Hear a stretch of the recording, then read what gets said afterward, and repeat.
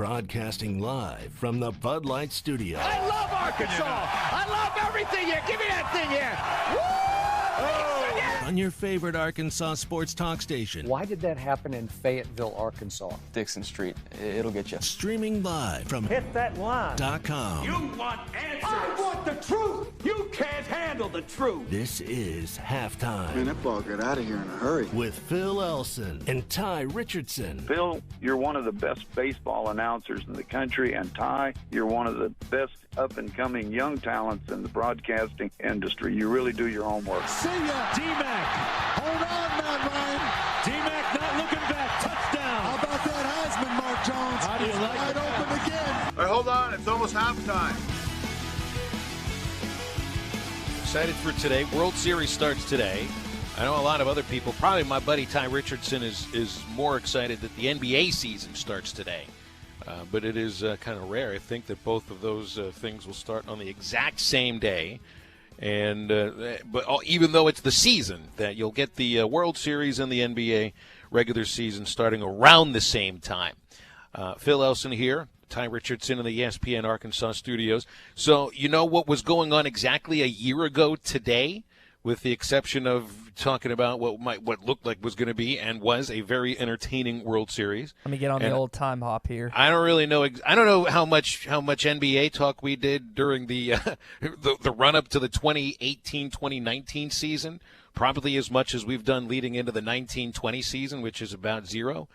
So I'll just guess there was a lot more World Series. I'm going to tell you exactly what we talked about a year ago, Ty. I don't even need you to go to the time hop. You don't have to go to the halftime podcast from October 22nd, 2018. I'm going to tell you what we talked about. We talked about Kelly Bryant. We talked about the Kelly Bryant sweepstakes because it was October 20th, 2018, when Arkansas, in a homecoming game, was it a shutout over Tulsa? I should know. I think it was 22-0. It's 22-0, led by Connor Noland. Now the Arkansas right-handed pitcher, no longer right-handed quarterback, and Kelly Bryant was there in attendance. 23, yeah, it was close. That's right. He was there in attendance. He was calling the hogs.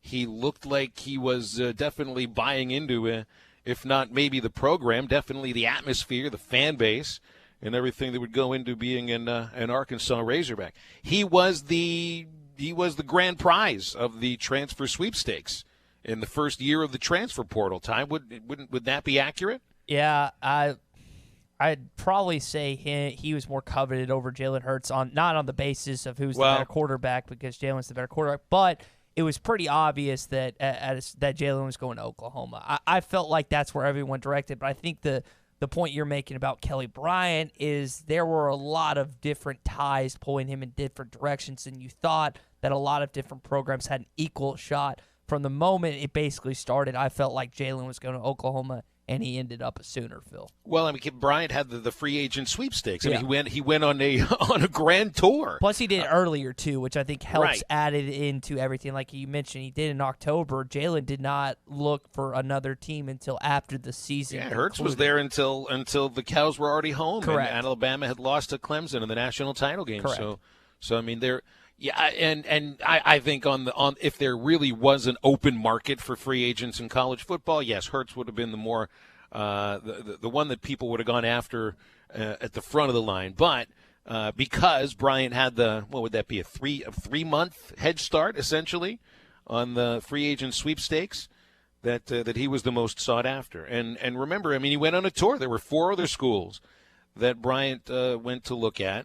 And ultimately chose the Missouri Tigers, which, you know, even with a loss to Vanderbilt this last weekend, which a shocking loss. I was trying to look back and find out the last time Vanderbilt had actually beat a ranked team, and haven't been able to find that.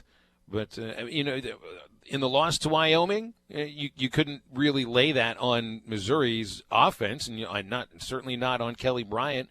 Threw for over 400 yards.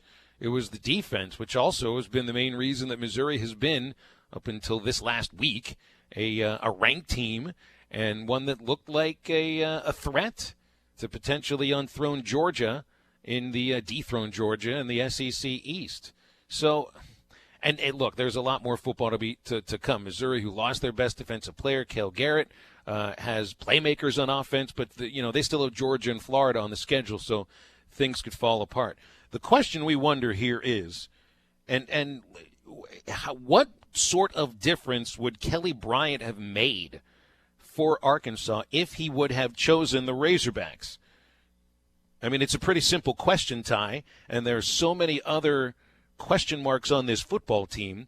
But one thing that we thought wouldn't be as much of a question mark or a just overall shaky position would be quarterback, and that was because of Ben Hicks's knowledge of the offense, his previous success, at least statistically, at SMU, and the overall arm strength of Nick Starkel. But statistically, for right now, and the fact that you still don't even know who is the real number one quarterback, or even if there is one on this team, quarterback is not a strength. Tight end, wide receiver, running back, more of a strength right now than quarterback. How much of a difference would Kelly Bryant have been able to make on this team? Got a couple comments about this particular point on Facebook. Matt says we would probably be 6-1. I'm guessing the one loss he thinks would be Auburn. I wouldn't go to that extent. I think they have potentially had a winning record if he was quarterback. And I made the statement the other day. Brandon Allen was up in Fayetteville this week, and I saw him, and I was just thinking to myself, this team would at least have a winning record if he was the quarterback of this football team right now. I truly believe that. Allen also gets at us on our Facebook live stream. He says doesn't think he would matter. From the O-line, from Pee Wee football, you could have Tua, and you would still lose. Patrick says the line should be the subject of every day, period. And he says, who cares about Bryant? Anyone. Crickets. But no, this team would be better because he adds a different type of arsenal to your offense, which is a running quarterback. And you've yet to see K.J. Jefferson. You've yet to see John Stephen Jones. Starkel and Hicks are not elusive when it comes to running the football. They're not a threat. And that just adds another element to your offense that you absolutely need right now with this porous line play. Well, I mean, you would expect to see a win, a victory against San Jose State, at the very least. And maybe, a couple more plays made early in a game against Texas A&M in which the quarterback can be a difference between a win and a loss. And maybe a little extra against Kentucky. Would Kelly Bryant be worth 3 extra touchdowns this year for Arkansas? Yeah. He can't play defense. He can't stop Lynn Bowden from running through you. Certainly wouldn't have had it, much to do, I think, on what the final score, or at least the outcome of last week against Auburn. But wouldn't have looked lost at times. But he wouldn't have been able to do anything about the idea that right now the shakiest position on the offense is the offensive line. And, who knows, a year ago as well, right now, nobody would have really known what the offensive line makeup would be for Arkansas. But I obviously see reasons why Kelly Bryant did not choose the Razorbacks. Why somebody that goes on one of those free agent tours, which, by the way, I haven't heard of anybody going on a transfer portal tour quite yet this year. They get an opportunity. These programs are auditioning for the transfer, not the other way around. It's just like recruiting all over again when you're still a college player. Bryant knew exactly what he was doing, Ty, when he decided to go to Missouri, because it was a place that he knew there'd be no competition for quarterback. He'd be the guy. Not like that would have been the case at Arkansas too. And in that case, maybe, just maybe, Nick Starkel transfers to Missouri. Then the whole sweepstakes continues a whole different way than it played out. But it would be an upgrade, or at least you would think it would be an upgrade. You think it would be. But maybe all things being equal with the offensive line you have right now, maybe it wouldn't be all that much of an upgrade anyway. Here's Kelly Bryant's statistics so far this season. Over 1,700 passing yards, 63% completion. He's thrown 13 touchdowns, 5 picks. He's also run for over 200 yards. And this goes back to the point I was making earlier. Your offensive line has not been solid this year, and Starkel and Hicks don't have the running capability to open up the plays a little bit and have those extra few seconds that you need in order to make a pass downfield or just make a play in general. This guy would have that element that Starkel and Hicks don't have. So maybe there's an extra play too that goes for longer, or a touchdown or something that they weren't able to get out of a sack. That's what he brings. Starkel and Hicks just simply don't have it, Phil. Yeah, I mean, Arkansas quarterbacks combining for just short of 55% completion with 9 touchdowns, but also 9 interceptions. And while Bryant's numbers aren't gaudy, they are definitely a lot better than that. Well, it's a beautiful day outside. It is camping weather. Go over to Breeden RV in Van Buren. The year-end clearance sale rolling on right now with great deals on new RVs. Travel trailers starting at $99.95 and fifth wheels that start under $30,000. Breeden RV is the only dealer also giving new customers maintenance for life for free.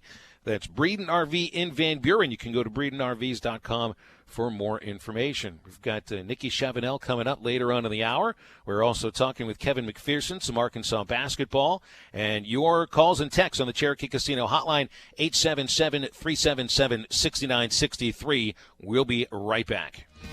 You're listening to Halftime with Phil Elson and Ty Richardson. Follow them on Twitter at Phil Elson PXP and at Ty Sports Radio.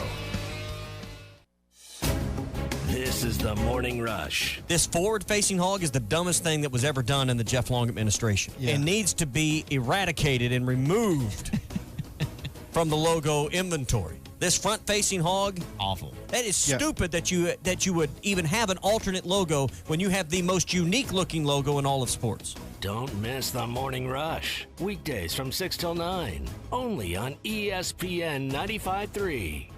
Hi, folks. Larry Rath here for Rath Auto Resources. Fall is my favorite time of the year. Football, fine weather, and my chance to flip the lot. We're out to sell every single car in our Rath Road Ready inventory and flip the lot during our fall clearance. That's right. Every vehicle must go. To make it happen, we're discounting our entire inventory with savings up to $4,300 below retail. Even our special purchase vehicles are included, like 2018 Hyundai Elantra SELs for only $13,991. If you're keeping the car you have, let us take care of it for you in our Meineke Car Care Center with buy 3, get 1 free on all tires and 50% off brake pads. Don't miss out on the savings. Help us flip the lot. Get the Rath Road Ready vehicle that's perfect for you and save up to $4,300 during the fall clearance at Arkansas's #1 rated and reviewed independent dealer, Rath Auto Resources, and the Meineke Car Care Center, 4515 Towson Avenue, Fort Smith, or online at rathauto.com. Requires bank approval. Vehicle purchase price affects trade allowance. We did it again. Evans Body Shop has been voted the best independent collision repair shop in the River Valley for the 2nd year in a row. None of it would have been possible without our top-notch crew and our customers, friends, and family that take their time to vote for us. We would like to say thank you. We are humbled by the continued loyalty and support from our community and staff and will continue to go above and beyond every day. Evans Body Shop, 412 Gordon Avenue, Van Buren. Come by today and see why we say Evans Body Shop, where we meet the nicest people by accident. Locally owned Lumber One can handle all of your building needs. They've built their business on having great relationships with everybody from contractors and builders to the everyday build-it-yourself. Lumber One is a full-line door shop to handle all of your door, window, and trim needs. And along with lumber, roofing and drywall products, attic wall and floor insulation is available. Lumber One also does blueprint takeoff with access to design services with estimates available. So go where the pros go. Lumber One, located on Industrial Park Road in Van Buren. At Chambers Bank, our Arkansas roots grow deep, and you can trust us as your partner for every banking need. From a simple checking account to your first home loan, whatever you need, big or small, we are here for you. With 18 convenient branches throughout the state and a full suite of online banking options, we will always be available when you need us. Family owned in Arkansas since 1930, Chambers is your full-service community bank. Bank with trust at Chambers Bank. Member FDIC, Equal Housing Lender, NMLS 631520. Metal Mart offers high-quality prefabricated metal buildings, metal roofing, custom trim shops, carports, and more. They strive to be a company where contractors as well as do-it-yourselfers are welcome. Metal Mart assists you in calculating the materials needed to complete your project, all at a rate you can afford. They have locations in Fort Smith, Mayflower, Jonesboro, Pine Bluff, and Little Rock. Or you can find them online at metalmarts.com. Metal Mart, the right material for the right price. True Grit Running Company is where perseverance meets passion. Whether you're training for your next marathon or just comfortable shoes to keep up with your kids, we have the gear to help you reach your goals. With our slow motion gait analysis and our extensive product knowledge, we have the right pair of shoes for you. We also carry apparel, nutrition, hydration accessories, injury prevention gear, and recovery products. We offer classes, workshops, and group runs. Lace up, show up, and get your grit on. True Grit Running Company, 6808 Rogers Avenue, Suite B, behind Chick-fil-A. ESPN 95.3. Touchdown! Halftime is brought to you by Supercuts, who supports local teams. Supercuts. We're super into the movement. Yeah, they got it going on.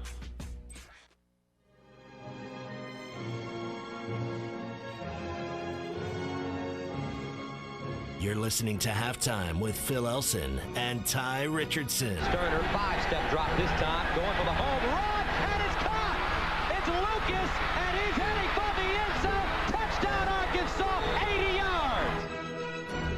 Got some reactions coming in on our question, whether Kelly Bryant would have actually helped Arkansas to more wins. I don't know if that's the way the question was asked, Ty, but that's the question that I meant to ask. You know, I think you would have had better quarterback play, but would that necessarily have led to more victories than just the two that you have right now, and those being over Portland State and Colorado State? So let's see. Carl from Lavaca says that he believes Kelly Bryant would have helped tremendously this year offensively due to how talented of a quarterback he is through the air as much as he is running the football. And I don't see him being as good of a throwing quarterback as he is running. But here's the thing. With the fact that the offense breaks down so routinely from the offensive line allowing pressure, then a guy like Bryant, a little more nimble on his feet, should be able to create a little bit more.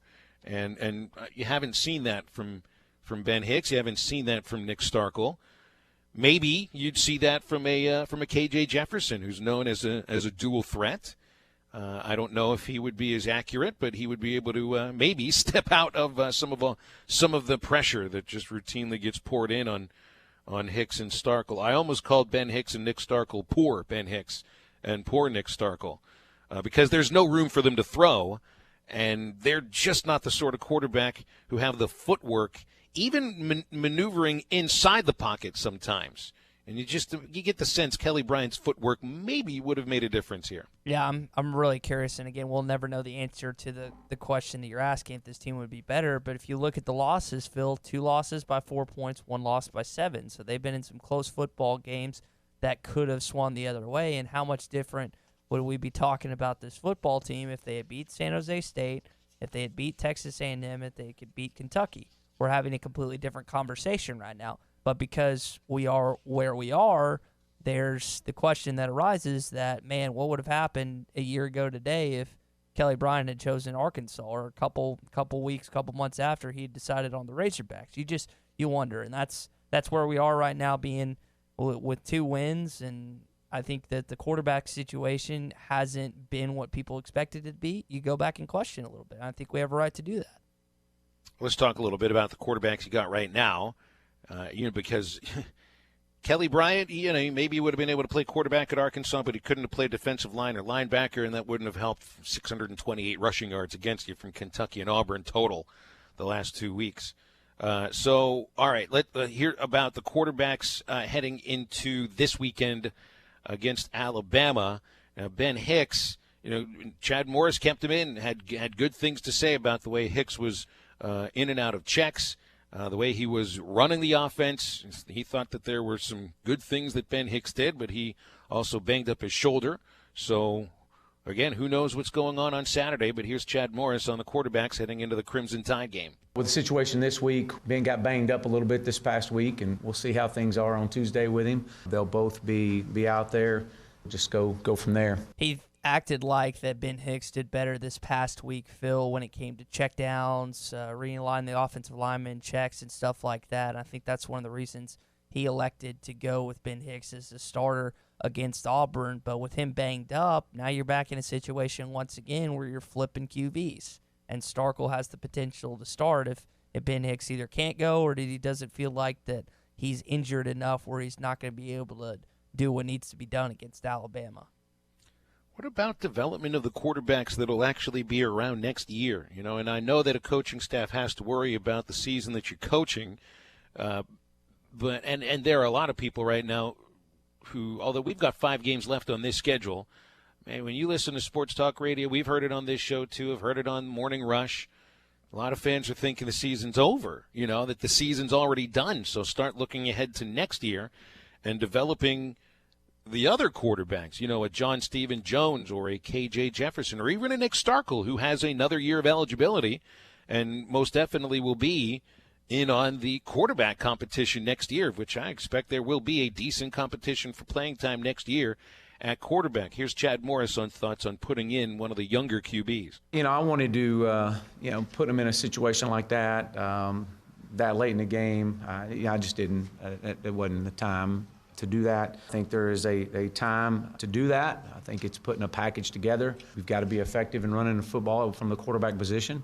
That's every part of our offense. We've excelled at a very high level. Our quarterback has been a big part of our run game, and so we've got to do a good job of developing the packages to make that happen. Well, Worked not a little this bit with year. Traylon Burks last week or the last couple weeks, and trying to create some type of run from the quarterback position, and we'll continue to work that. Phil, we haven't brought this up yet, but Traylon Burks did not touch the ball until about 3 minutes remaining in the second quarter. That's your most dynamic playmaker outside of Rakeem Boyd.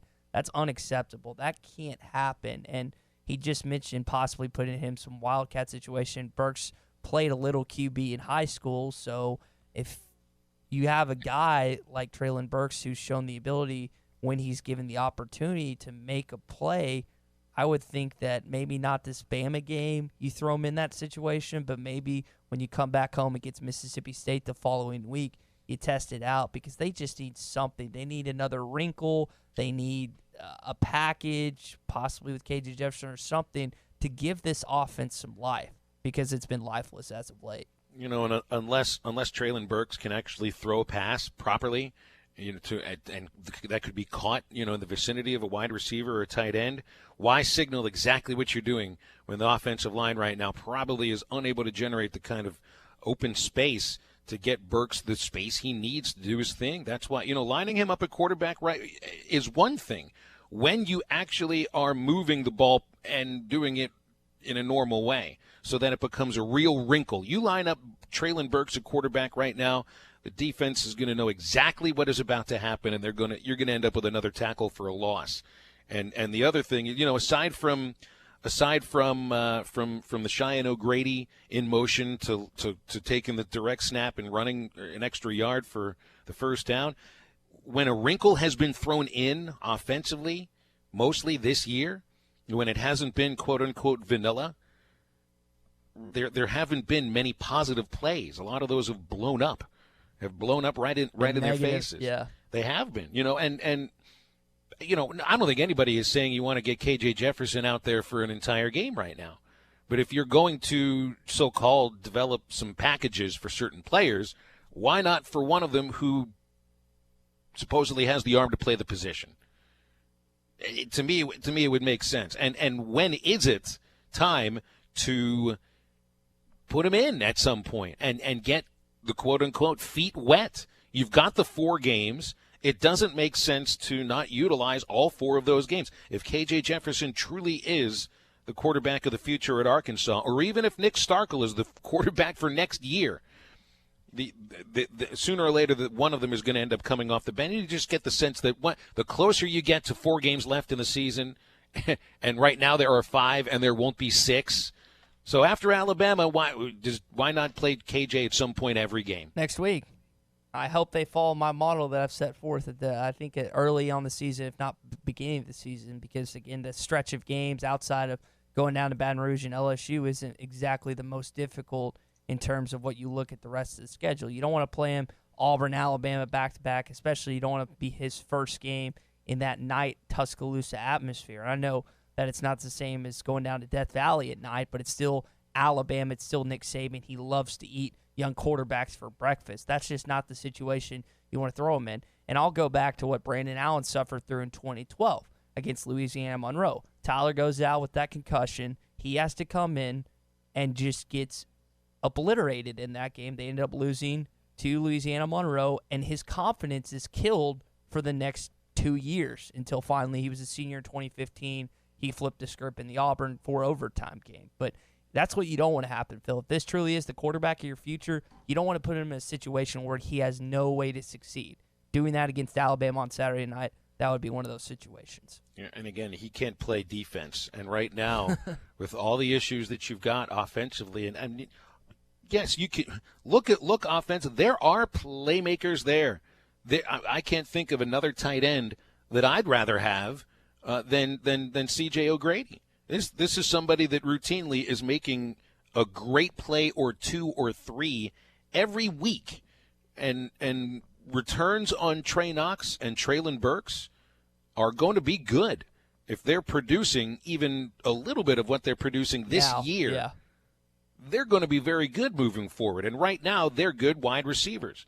Rakeem Boyd, I mean, he was leading the SEC in rushing yards with a patchwork offensive line for the first 7 weeks of the season.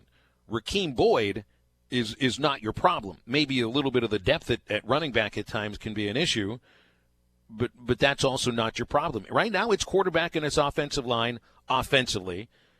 And then everything you got going defensively right now is not working, is just not working. So I don't remember a free agency tour of a defensive tackle that could have made a difference the way that we're making it seem Kelly Bryant could have made a difference, Ty. Yeah, I think the last player that Arkansas missed on was coincidentally went to Missouri. It was Dorrell Green Beckham. Now, he was out of high school, number 1 recruit, wide receiver, and Arkansas fans were ticked. I know Tommy said they live stream it, and then they saw the numbers just shoot way down as soon as he announced his commitment. That's the last guy that I think people clamored over that could have made that much of an impact at Arkansas. And just like Kelly Bryant, like to go to Mizzou. All right, so we got Nikki Chavanel coming up after the break. If you've got any questions for Nikki, text them to us on the Cherokee Casino hotline, 877-377-6963. Of course, Nikki from Rivals.com. Want to ask her about this Martavius French decommit, which just seems odd, and get her answer on what she thinks Kelly Bryant could have added to Arkansas. Halftime return, so stay tuned. The best midday show in the Natty State. You're listening to Halftime.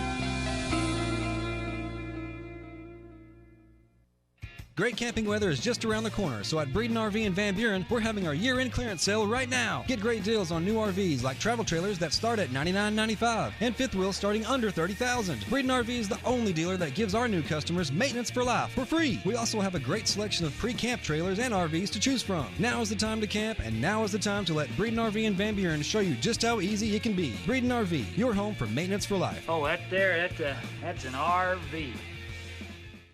Arkansas Valley Electric Cooperative is excited to introduce Wave Rural Connect. They're bringing state-of-the-art high-speed fiber internet plus TV and phone services right into the homes of all members. If you're an Arkansas Valley Electric Cooperative member, go to waveruralconnect.com to sign up. That's waveruralconnect.com or call 1-833-4WAVE-RC. Arkansas Valley Electric Cooperative and Wave Rural Connect, changing the communities we serve.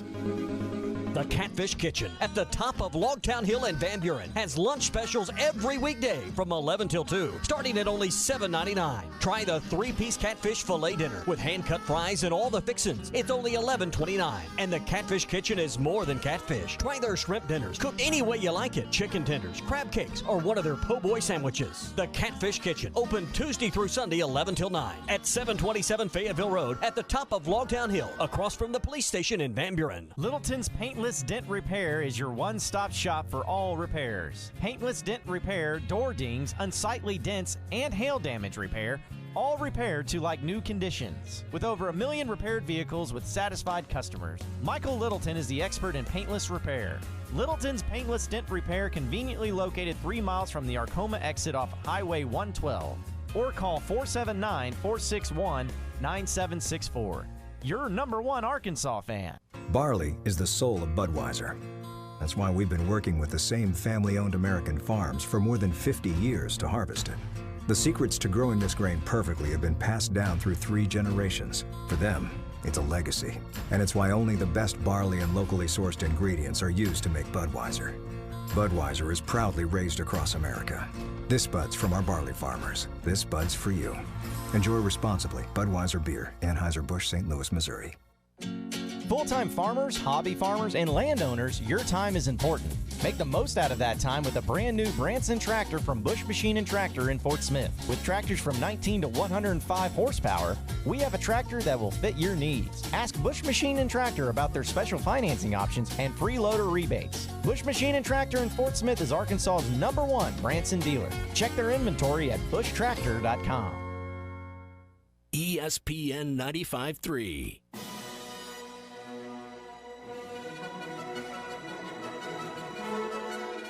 You're listening to Halftime with Phil Elson and Ty Richardson. Deep middle, wide open. Jarius Wright trying to get his balance. If he can, he might take it. Breaks the tackle, down the sideline, got a block, and he's in. Touchdown, Arkansas. Back on Halftime here on ESPN Arkansas and hitthatline.com. A beautiful day to be outside. We are stuck indoors, though, talking sports with you, and we appreciate you sticking with us. Nikki Chavanel joining us from Rivals.com right now on the Cherokee Casino Hotline. Nikki, it's a great day to be outside. Are you stuck indoors, or are you going to do this segment outside with the birds chirping like you've done a few times before? Yeah, I'm outside right now. The dogs are inside, so they're not barking at me. But can you hear the birds today?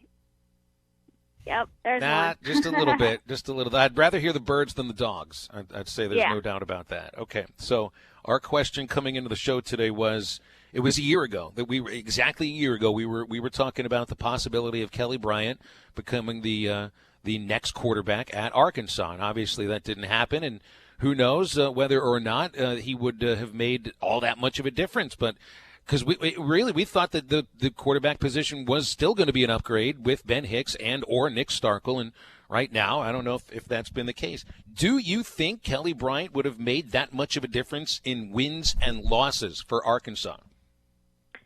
I think so. I think he would have been able to get the ball moving down the field more effectively than these guys have. And with the offensive line that Arkansas has, I feel like he would have been able to get himself out of some situations that maybe Ben and Nick haven't been able to. Plus, I mean, coming from Clemson,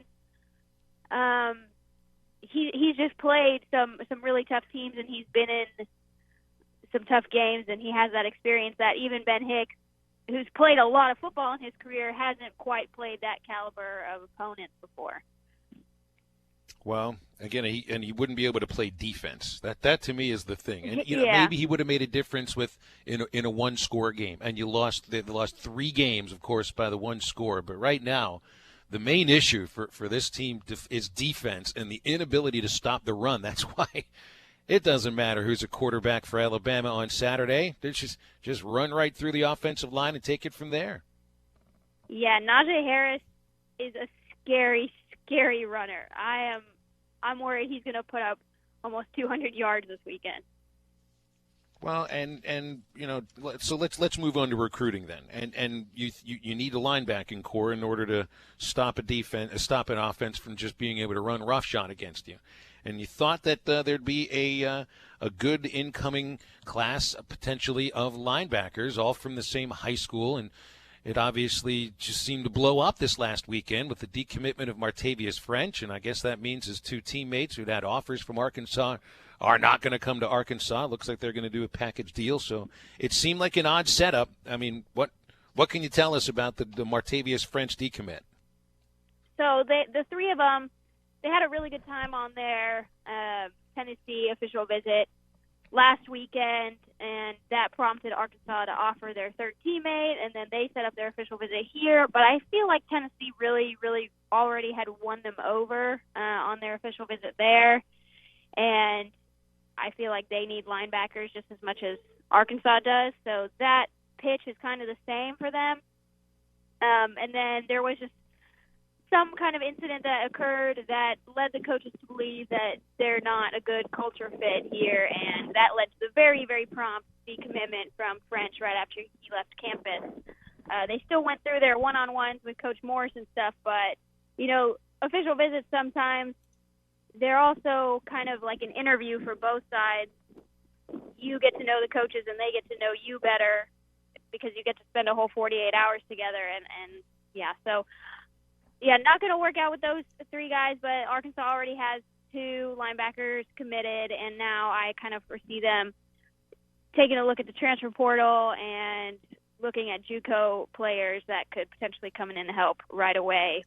But Arkansas has, some good, not very young players in the linebacker core, so next year they'll still be there, and as I wish they were a little bit quicker, maybe a little bit more in tune with the defensive scheme. But I think that another year of, being in John Chavis' system could help them a lot.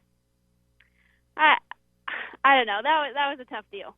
Talking with Nikki Chavanel on the Cherokee Casino Hotline. Nikki, we opened the conversation talking about quarterbacks on the roster at Missouri. What about a kid that's projected to come here, Chandler Morris? You mentioned a stat earlier today that he's vastly improved his throwing accuracy. How much has he improved from last year winning the state title down there to now hopefully achieving not a back-to-back, but a back-to-back-to-back-to-back this year?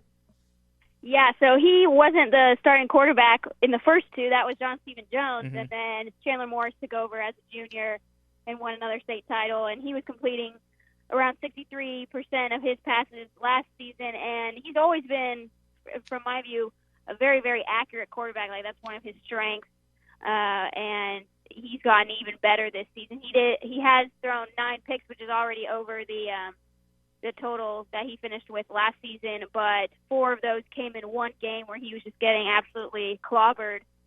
And I think the main knock against him, I think he'd be a higher-rated quarterback if he wasn't under 6 foot and under 180 pounds. I think that's really holding him back, and I'm just not sure how much weight he can add to his frame. So analysts aren't ready to, claim that he might be the next Drew Brees or Russell Wilson. Those small quarterbacks, while they can have success, it's pretty rare. So with the recruits that have decommitted with Tykees Crawford and then French and then obviously Devin Bush announcing he's entering the transfer portal, have you heard anything about current commits that are wavering in their decision with potentially picking Arkansas? So the majority of guys, if they're wavering, it's because other schools have come calling. It's not necessarily that they've lost faith in Chad Morris, but other schools just look more desirable, and they're recruiting them really hard. So one guy is Cavante Dixon, who is Tykees Crawford's teammate. His brother plays at University of Texas, and while he wasn't a take for them a while back, it seems like they've now found a spot for him. So I wouldn't be surprised to see him flip to Texas. I don't have a timeline on that, but it seems like they're pushing harder for him now. And he was planning to come up here this past weekend, and he didn't make it. So take out of that what you will. Nikki, to be honest here, I mean, we haven't heard of Diamond Gang in a long time, and there was all this momentum built up in recruiting over the last year, and it even felt like it might carry into this season. But over the last 3 weeks, that momentum. Is it safe to say it is ground completely to a halt?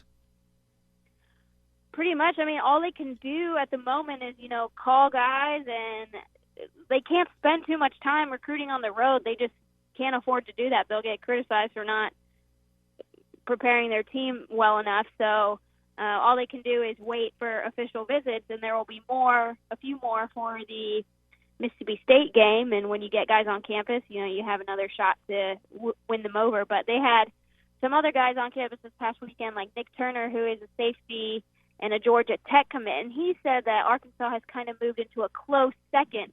And what I had heard was that he would love to play in the SEC, but I think that he might wait to see how the season finishes up for Arkansas before making any decisions on if he'd flip from Georgia Tech. Talking with Nikki Chavanel on the Cherokee Casino Hotline here on Halftime. Nikki, we'll let you go with this. You can look at a lot of different areas with Arkansas football that they have not been SEC caliber. What do you think the biggest position group-wise has been the disappointment for Arkansas this year? I think the offensive line has a lot to do with the offense's struggles because they can't get a very solid run game going Rakeem Boyd has had several 100-plus games, but they still can't. It seems like when it's third down and they need to do really well, they give up a big play, and I think that's hurt them a lot. And it doesn't make any sense why they can't recruit more talented offensive linemen, in my mind, besides the fact that, Coach Fry is kind of a younger coach who hasn't had players that he's put in the NFL or anything, so that's maybe something that's holding him back. But it just surprises me that they can't get these elite players to come to the SEC. Like, most kids want to play at the highest level possible, but they still struggled in that area. And I thought they'd get a couple more of the high school guys ready to play this season, but they've had to stick with the older players who, as we've seen, just aren't that good. Nikki, we appreciate it as always. You're the best. Thanks for your opinion, your honesty, and your reporting, and we'll talk next week. Thanks, guys. Nikki Chavanel, Rivals.com. You can just give her a quick follow, Nikki Chavanel, on the Twitter machine. All right, we will come back after the break. I put this off yesterday for some reason. That's because I just continue to lose ground to tie in our weekly betting picks for college football. So I guess we're going to run through those. Your comments and texts as well, so stay tuned here on Halftime on ESPN Arkansas and hitthatline.com. That Cherokee Casino hotline, 877-377-6963. The best midday show in the Natty State. You're listening to Halftime. Eagle Crest Golf Course is open, and winter rates are now in effect. Just $35 to enjoy Eagle Crest Golf Course, card included. Winter rates are back, and Eagle Crest is ready for you. Lush zoysia fairways, beautiful bent grass greens, and the best views in the River Valley. Just $35, card included. So get your golf buddies together and head to Eagle Crest Golf Course. Winter rates just $35. Eagle Crest Golf Course, Highway 64, just east of Alma. Do you hear that Coors Light being poured? It's the perfect temperature. How can I tell just based on the sound? I can't. But I can see that the mountain on the can is blue. And when the mountain is blue, your Coors Light is perfectly cold. Coors Light is cold lagered for a crisper taste, cold filtered for brightness and clarity, and cold packaged for peak refreshment. Doesn't that sound good? 2019 Coors Brewing Company, Golden, Colorado. Celebrate responsibly. Are you looking for a new place to call home? Whether you're looking for an apartment, duplex, townhome, or a house, Trinity Multifamily has you covered. They even have options in surrounding states, from Texas to Michigan and Kansas to Tennessee. If you're looking for a new place to call home, make Trinity Multifamily your first call at 479-452-1817. That's 479-452-1817. Or online at trinitymultifamily.com to search rental properties near you. It's football season, and the right play is at Hertz Car Sales, 2810 Midland Boulevard. Their business is quality used cars at a great price, with their #1 goal of passing the savings on to you. The latest makes and models, low mileage vehicles, with an overall experience that can't be matched. Make the short drive to 2810 Midland Boulevard today and find that there's no better way to buy your next vehicle. Call them today at 783-1722 or check them out online at buyfromhertz.com. Hertz Car Sales, what are you waiting for?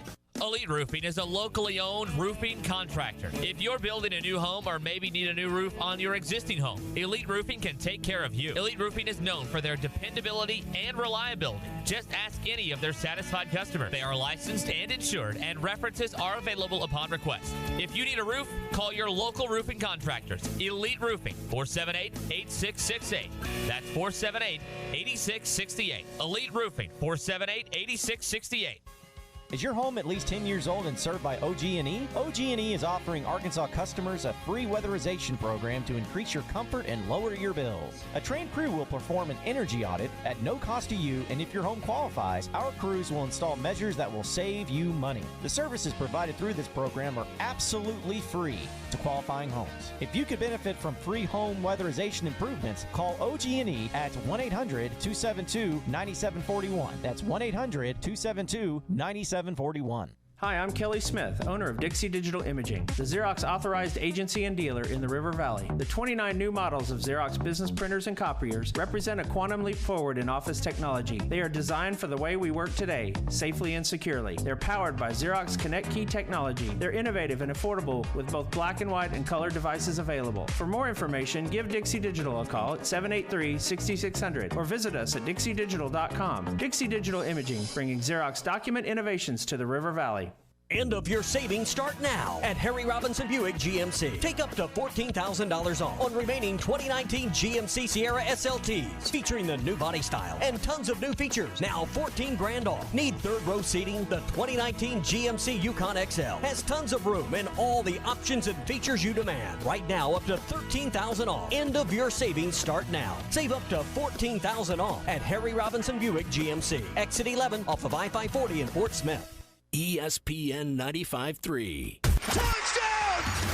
Halftime is brought to you by Supercuts, who supports local teams. Supercuts. We're super into the movement. Yeah, they got it going on.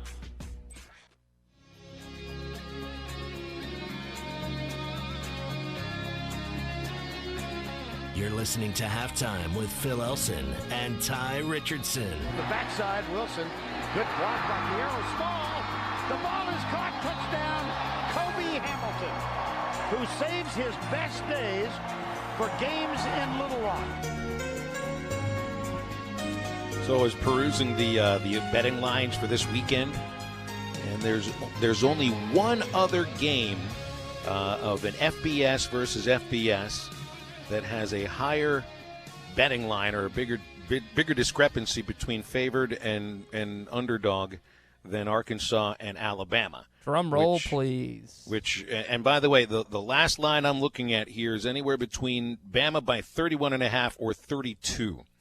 The other one is Clemson hosting Boston College, in which the defending national champion Tigers are favored by 33 to 33.5, depending on the service that you're going on. So that's where you are, and I guess you shouldn't be surprised, when you've got first place versus last place in both leagues. I guess that seems to make some sense. And on a day where we've had a conversation, at least for the first hour of the show, about what difference do you think Kelly Bryant could have made at Arkansas? What if we went the other direction, Ty? What if we went with the total other direction and asked the question, what if Ty Story would not have left Arkansas? Because you're just being mean at this point. Don't blame me. Story's playing very well at Western Kentucky, and then maybe that's because that's the level that potentially he belonged at. When he first came to Arkansas, he had more stars, I think, a quarterback or the ratings than you would expect for somebody who's now a Conference USA quarterback, but 70% completion, 5 touchdowns, 1 interception. We know Story. There's the one thing Story was really good at last year was making something out of nothing occasionally and being very tough-minded. So he still can. We expect run the same way that he did last year. Maybe Ty Story would actually have been an upgrade on what you've got right now, which is mind-blowing to think of it, because we were all so sure. And I think even the skeptics, even those who are calling for Chad Morris's job right now, if we had this conversation, and I know we did, like 4 or 5, 6 months ago. Yeah. It was an upgrade. You were going to have an upgrade at quarterback. That was a given. It is no longer a given. It's not. Ugh, man. That's where I are right now. I got a text in. We got a bunch of text in from the Cherokee Casino hotline, and I'm going to go back to our earlier Kelly Bryant conversation. This is Jason in Frankfort, Kentucky. He says Kelly Bryant's mobility and maturity would have definitely meant a different outcome for San Jose State. He didn't think he would have thrown 5 picks like Starkel, and versus Kentucky because he's a bigger threat to run. So in his mind, you're talking about at least a 4-3 football team heading into Alabama. But this is just conjecture from our point of view at this point. We can't insert him, and I guess we technically could insert him on NCAA football and play out and see what happened. But there's no feasible way for actually to put him on the Arkansas football team and accurately predict the outcome of what would happen if he was the quarterback, Phil.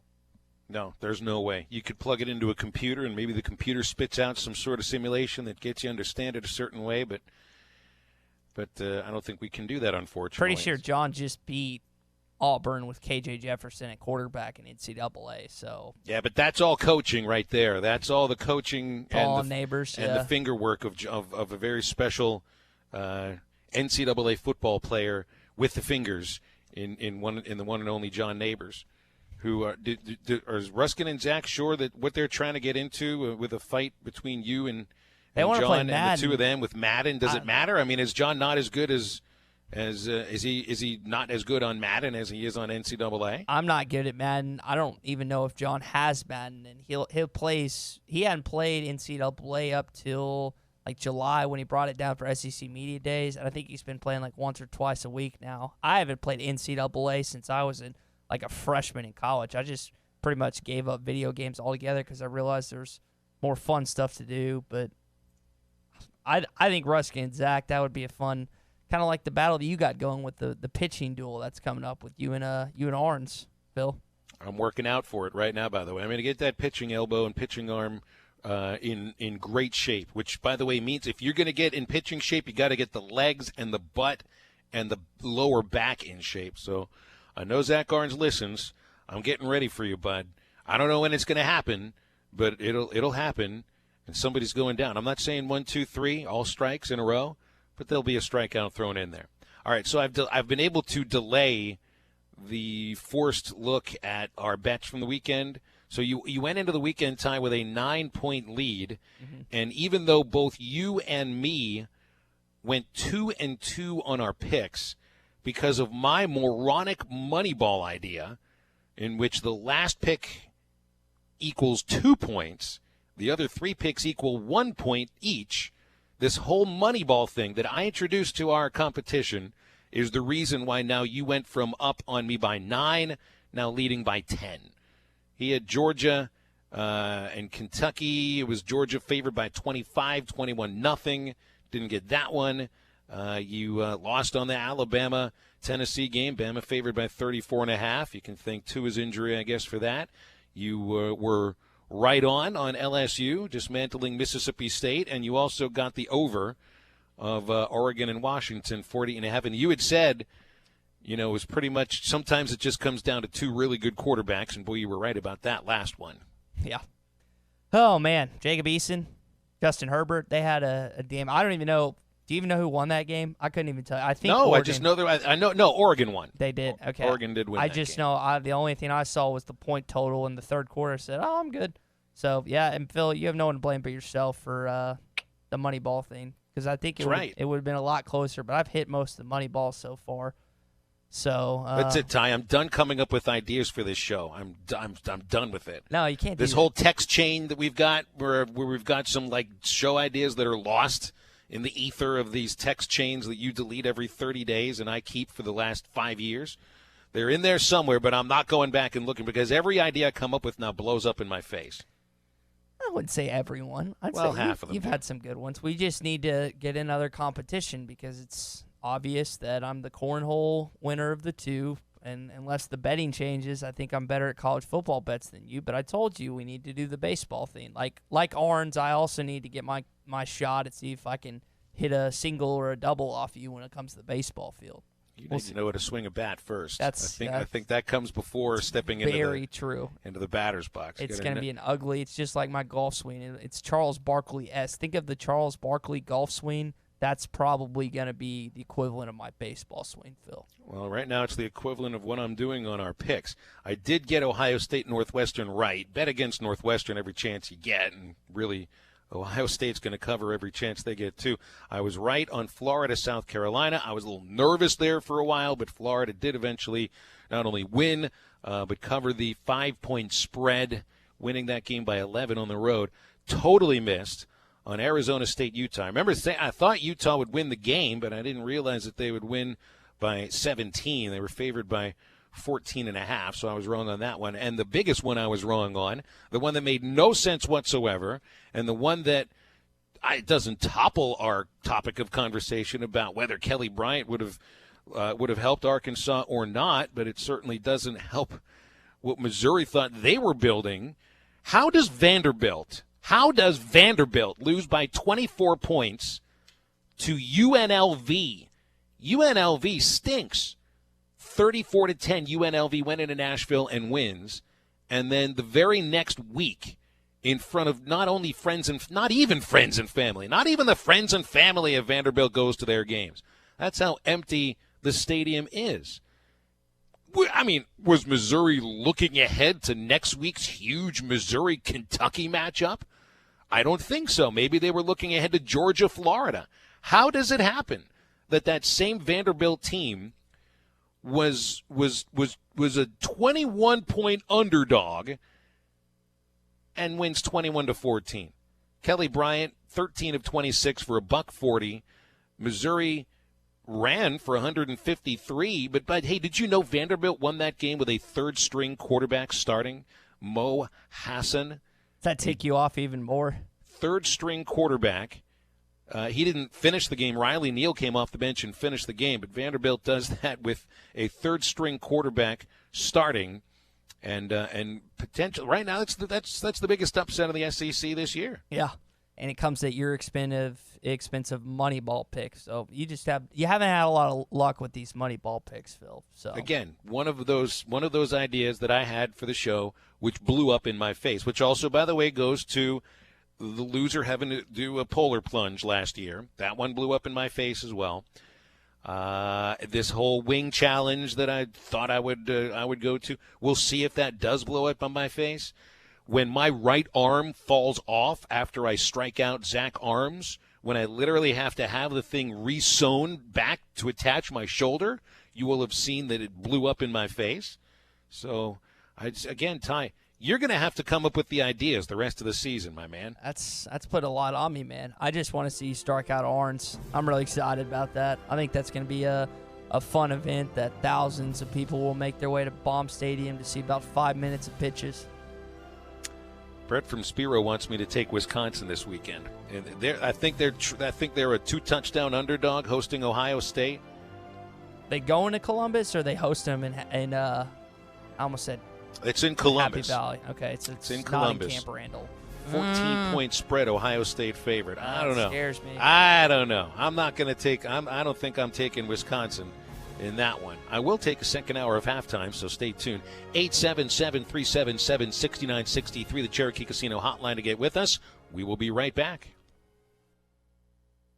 You always get more at Orr. We always put the customer first at Orr Chevrolet in Fort Smith. Since 1924, the Orr family of dealerships has grown based on one simple principle. Give the customer more money for their trades and give them a lower price on their new vehicle. It's a simple concept, really, but one that very few dealers honor anymore. Hey, we know you paid a lot of money for your vehicle, and Orr Chevrolet wants to pay you the maximum amount for it today. Then we'll give you an awesome price on a new Chevrolet. But we're not done giving you more. Included with any new vehicle sold, Orr Chevy will also give you a lifetime powertrain warranty, 2 years of free maintenance, and free car washes for life. So come get a lower price and more money for your trade today at Orr Chevrolet on Auto Park Drive in Fort Smith and 24/7 at OrChevyFS.com. Chevy, find new roads. You always get more at Orr. You're born amazing. But sometimes life can bring the unexpected. That's why the emergency departments at Baptist Health Fort Smith and Van Buren are dedicated to providing the most trusted care to the Arkansas River Valley region. With a 30-minute or less wait time promise, backed by Baptist Health's comprehensive healthcare system, it's the rapid care you and your family can trust when it matters most. For the care that keeps you amazing, call 1-888-BAPTIST. I'm Frank Mir, former UFC heavyweight champion. My career in the UFC was tough on my body. I was considering stem cell therapy, but now, thanks to water-soluble CBD from CBD American Shaman, my life is so much better. CBD American Shaman has a water-soluble product made with nanotechnology. The nanotech allows CBD oil to mix directly into the water in a cloud when other CBD oil would just float on the top of the water. American Shaman doesn't make claims. Their customers do. CBD American Shaman, a CBD like no other. The Ram Power Days event at Williams Chrysler Dodge Jeep Ram in Stigler, Oklahoma is underway. You can now get 0% APR for 60 months plus $2,000 combined bonus cash for up to $10,348 in estimated total value on select all-new 2019 Ram 1500 Laramie Crew Cab 4x4 models. Become one of the many proud and satisfied Ram owners with a great deal this month during Ram Power Days event at Williams Chrysler Dodge Jeep Ram in Stigler. Log on to buywilliams.com for more information. ESPN Arkansas weather. clear and colder tonight. An overnight low will drop down in the low to mid 40s. We're expecting to see lots of sunshine on Tuesday, our high in the mid to upper 60s. Wednesday, a ton of sunshine, our high in the low 70s. Then taking a peek at Thursday, a chance of some showers, isolated storms, upper 50s north, near 70 south. I'm Sally Russell with your forecast on ESPN Arkansas. Radio station. KERX, Paris, Fort Smith, from the Bush and Bushlight Studios. This is ESPN 95.3. Good morning, Vietnam! Broadcasting live from the Bud Light Studio. I love Arkansas! I love everything here! Give me that thing here! Woo! On your favorite Arkansas sports talk station. Why did that happen in Fayetteville, Arkansas? Dixon Street. It'll get you. Streaming live from Hit that line. .com. You want answers! I want the truth! You can't handle the truth! This is Halftime. Man, that ball got out of here in a hurry. With Phil Elson and Ty Richardson. Phil, you're one of the best baseball announcers in the country, and Ty, you're one of the best up-and-coming young talents in the broadcasting industry. You really do your homework. See ya! D-Mac! Hold on, Matt Ryan! D-Mac not looking back. Touchdown! How about that Heisman, Mark Jones? How do you like wide it? open again. All right, hold on. It's almost halftime.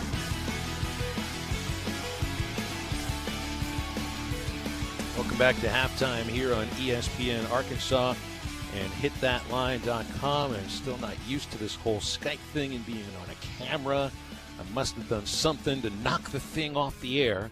We're still on the air that matters, though, right? We're still on our 3-station network and on hitthatline.com. There we are. There we are. Can everybody see inside my nostrils? I was hoping to not get that angle from down under there, but unfortunately that's the case. Yeah, I think you're good now. You got that all figured out. I feel like I taught Ty here something about food during the break. Anybody out there ever done chili and eggs? A bowl of chili with a couple of sunny side up eggs dropped in there. It's perfect. It's great stuff, especially this time of the year. And Ty, I know, I would have thought you eat everything, but you don't do the mac and cheese. There's a few things you don't eat. You looked at me like I'd grown a second head when I said chili and eggs, but I just, it's actually edible. And for those who like eggs and for those who like chili, it's something that you won't ever forget. Go for it. Yeah, that sounds good. I have been eating eggs at night. I've just never had the combination of chili and eggs. Tommy has a friend that every once in a while, and especially when we get closer to the winter, he'll bring in some chili once every 2 months or so, and it's incredible. And I'll eat that stuff at 6:30 in the morning. John has a thing where he doesn't eat it till after 10 or something because he has a rule about eating chili. I eat good food at any time, whether it's 3 o'clock in the morning or 7 o'clock in the morning. I just, any pizza, chili, doesn't really matter. I'll eat it whenever. I've just never heard of that combination before. That doesn't mean I won't try it, though. You know me. Chili for breakfast, man. I mean, there's a little decadence attached to that. And I know, I love beer with chili. Coffee with chili might not necessarily work out so well, but I'm trying it today. I am definitely trying it today. 877-377-6963. Our Cherokee Casino hotline. That's good for a call or a text. We've been talking about, a year ago, Kelly Bryant had visited Arkansas. We thought that it looked like he might be the next quarterback with the Hogs. Didn't work out. Would he have made that much of a difference? And I think the general consensus here, Ty, is that he would have made a difference, and that difference might have led to at least one more win, potentially 2 more wins. And the more I think about it, the more I agree with that statement. And maybe it would mean to be more competitive, against Auburn. Although, honestly, Arkansas hasn't been very competitive against Auburn in recent history here. Ty, did you know the Hogs have lost 4 years in a row to Auburn by an average of almost 40 points? It's been 56-3, 56-20. Was this Saturday 51-10 or 52-10? The drubbing. Average score in these 4 years is 48.5 to 9. Man, I mean, it's just ugly. And Gus is scoring almost 46 points a game as the Auburn coach against Arkansas. Speaking of ugly outcomes, Phil, you're heading into Tuscaloosa this Saturday night. Hadn't beaten Bama since 2006 when old Shula came to town. Lee Tiffin missed those field goals and extra points where it helped give Arkansas the win. This is a team like Tennessee that has not been Alabama since Nick Saban joined the Crimson Tide. And I don't anticipate that trend to be broken on Saturday night. I don't know about you if you're going to pick Alabama to lose on Saturday night, but I sure as heck ain't. Well, I'm going to pick them to cover, I can tell you that. You're picking Bama or Arkansas to cover? Right, Alabama. Okay. I would pick Alabama to cover in a heartbeat with the offense they've got. Never mind who the quarterback is, with the line they've got, with the running backs, with the questions Arkansas has offensively. So what were we talking about a year ago? The whole Kelly Bryant thing. What would we have been talking about a year and a week ago? After scoring, 31 points against Alabama, and all the excitement that people are trying to generate by the thought that, nobody did that against Alabama's defense this year. This is a step forward. This is a step in the right direction. I don't anticipate any talk like that on Monday or Tuesday next week. Yeah, I don't either. I think that Nick Saban and his coaching staff are going to look at that game film last year and say, this can't happen, this can't happen. You guys have to be more motivated to do this, and it's at home. They went to Fayetteville, and you know how teams play worse when they go on the road. This time, they're in Tuscaloosa, and it's a night game. I know it's hard to overlook Arkansas, but it's hard not to. But the thing is, they got a bye week next week. It would be different. It would be so much more helpful if the LSU game was the following week. If Alabama played LSU next weekend. But they have a bye week to prepare for what should be a fantastic football game. And so all eyes are going to be on Arkansas, the Razorbacks, and don't look for that offense to be that progressive on Saturday night. So let's get to this Houston Nut sound from the Little Rock Touchdown Club, and we're going to talk about it next segment. We can do the baseball thing next segment with the World Series beginning later on today. I got some interesting tidbits that I've found perusing the internet about that. So no Tua Tagovailoa. David Basil said to Houston Nutt at the Touchdown Club yesterday in Little Rock that the idea is that Bama would have been like, a 45-point favorite with Tua there? I think that's so right, he asks Houston Nutt, who of course is known and legendary for his pregame speeches, in which, by the way, cameras were very welcome inside that locker room. What would the pregame speech had been as a 33-point underdog if you were the head coach of Arkansas? Here's Houston. You got Alabama this week. You're a 33-point underdog. That's without Tua. You would be a 45-point underdog if Tua was playing. What does Houston Nutt tell his team in the locker room? When nobody gives you a chance. Mm-hmm. You just got beat 51-10 by Auburn. What do you say in the locker room? First thing I say, shut that door. Just us. Nobody else. No media. Just us. Grant, Sam, Sasha, come on in here. We're a 45-point underdog. Tua Tagovailoa is not playing. Tua Tagovailoa, he's responsible about 54% of touchdown passes. He throws it everywhere. He's not playing. We're going to see how good this other quarterback is. We're fixing to hit this other one. We fixing to see if he can throw on time. He better throw with a sense of urgency. I know we're going to Alabama. I know they got new lights down there, the LED light show. I know it's 100,000 plus. They can only put 11 out there. Hey, look, I can live with whatever happens as long as I know that you're going 100 miles an hour and you're playing for a Razorback. You're playing for each other. I don't care what happens. We can go shock the world. It can happen.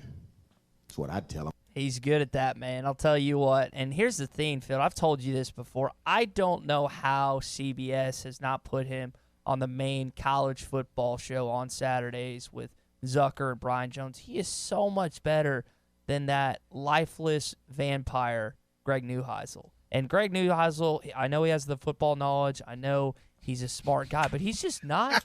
I mean, do you agree? I mean, I've talked about this. He's as exciting as reading a cornflake box, but vampire. I love the description. And I know, and again, I know it's not all about being pumped up, and I know that's not what exactly every network look for. But I'll tell you what, Houston Nutt, for all his things that he did wrong here at Arkansas, he is a tremendous broadcaster. Like, just listening to him on CBS and CBS Sports Network, he is really, really good at his job. I don't understand why he hasn't been elevated, but you're going to need some type of speech like that on Saturday night because these guys are going to need to be motivated. Or Mac Jones, Najee Harris, Judy, Ruggs, Waddle, Smith, they're just going to run over them on Saturday night. Okay, so I did find some humor in not saying, all right, no cameras allowed in here. Come on now. I mean, he's known for letting the cameras in there. He wanted those speeches shown across the state. I think Houston knows the way he comes off to people, especially that are connected to the Razorbacks. I think that the cameras most definitely would be welcome inside the locker room. It might not be from KTV or whatever, but it would be from Razorback Sports Network, and I think Houston would make sure that he's in a certain spot so that he is seen in just the right light. He knows what he's doing. He knows what he's talking about. He also would know that to the team you've got right here, it doesn't matter what you say leading up to it. You want to get him to go out and play hard, fine, that's great. And, hey, sure, winning on the road at LSU when they were number 1 in the country, Houston's got the resume that shows that it's happened before. It has happened before. But I I think he would have been, and it's years after, of course, but you never saw a defense that was this bad under Houston Nutt. You never really saw an offensive line that was this bad under Houston Nutt either. And I'm not saying that he's the answer in the future, but he probably would have had a little more belief in what he was saying to those kids at that very moment. All right, again, we've got the World Series starting later today. The Astros and the Nationals, greatest starting pitching in the history of World Series. Should be interesting. Can't wait to get it started, and we've got some tidbits from the World Series coming up, so stay tuned. Halftime returns here on ESPN Arkansas and hitthatline.com. Good coaches win. Great coaches cover. You're listening to Halftime.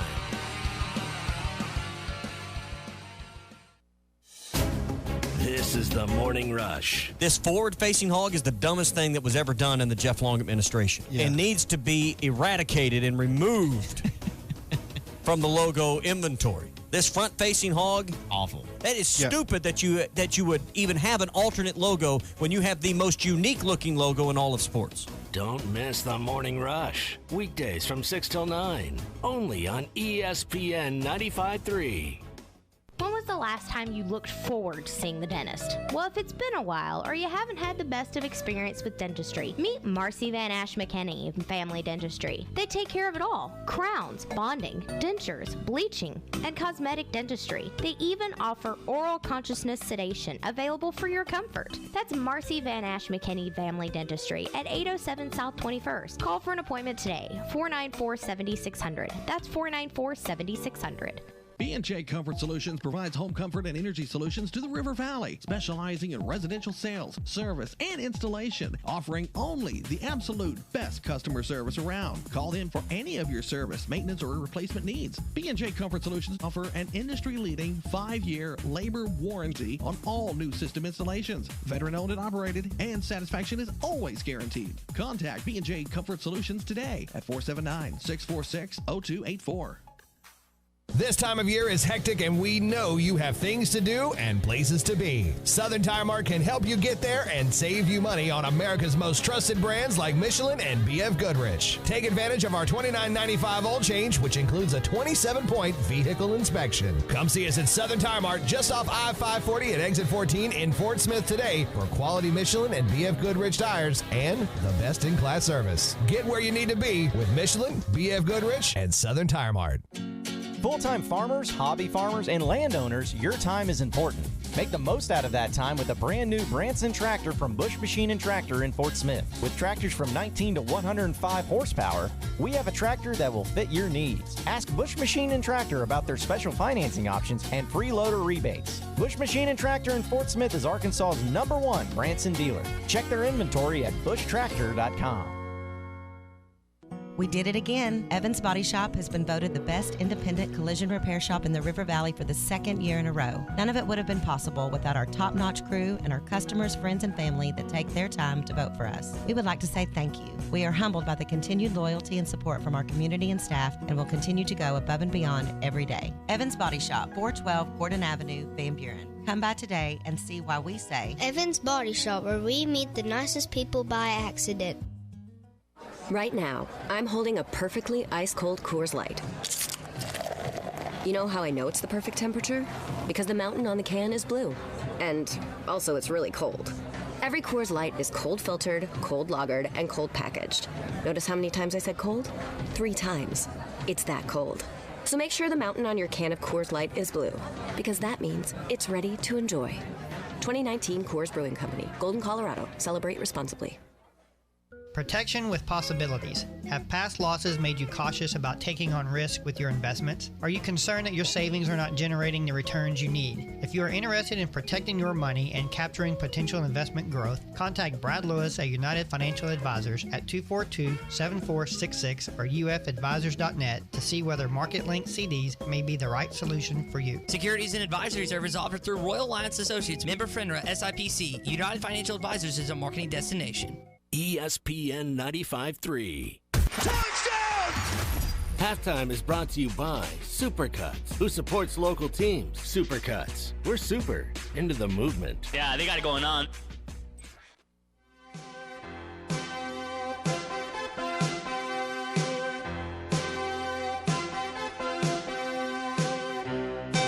You're listening to Halftime with Phil Elson and Ty Richardson. Ball's on the ground. Hobbs are going to scoop and score. They pick it up at the 5. Scooter Harris. Touchdown, Arkansas.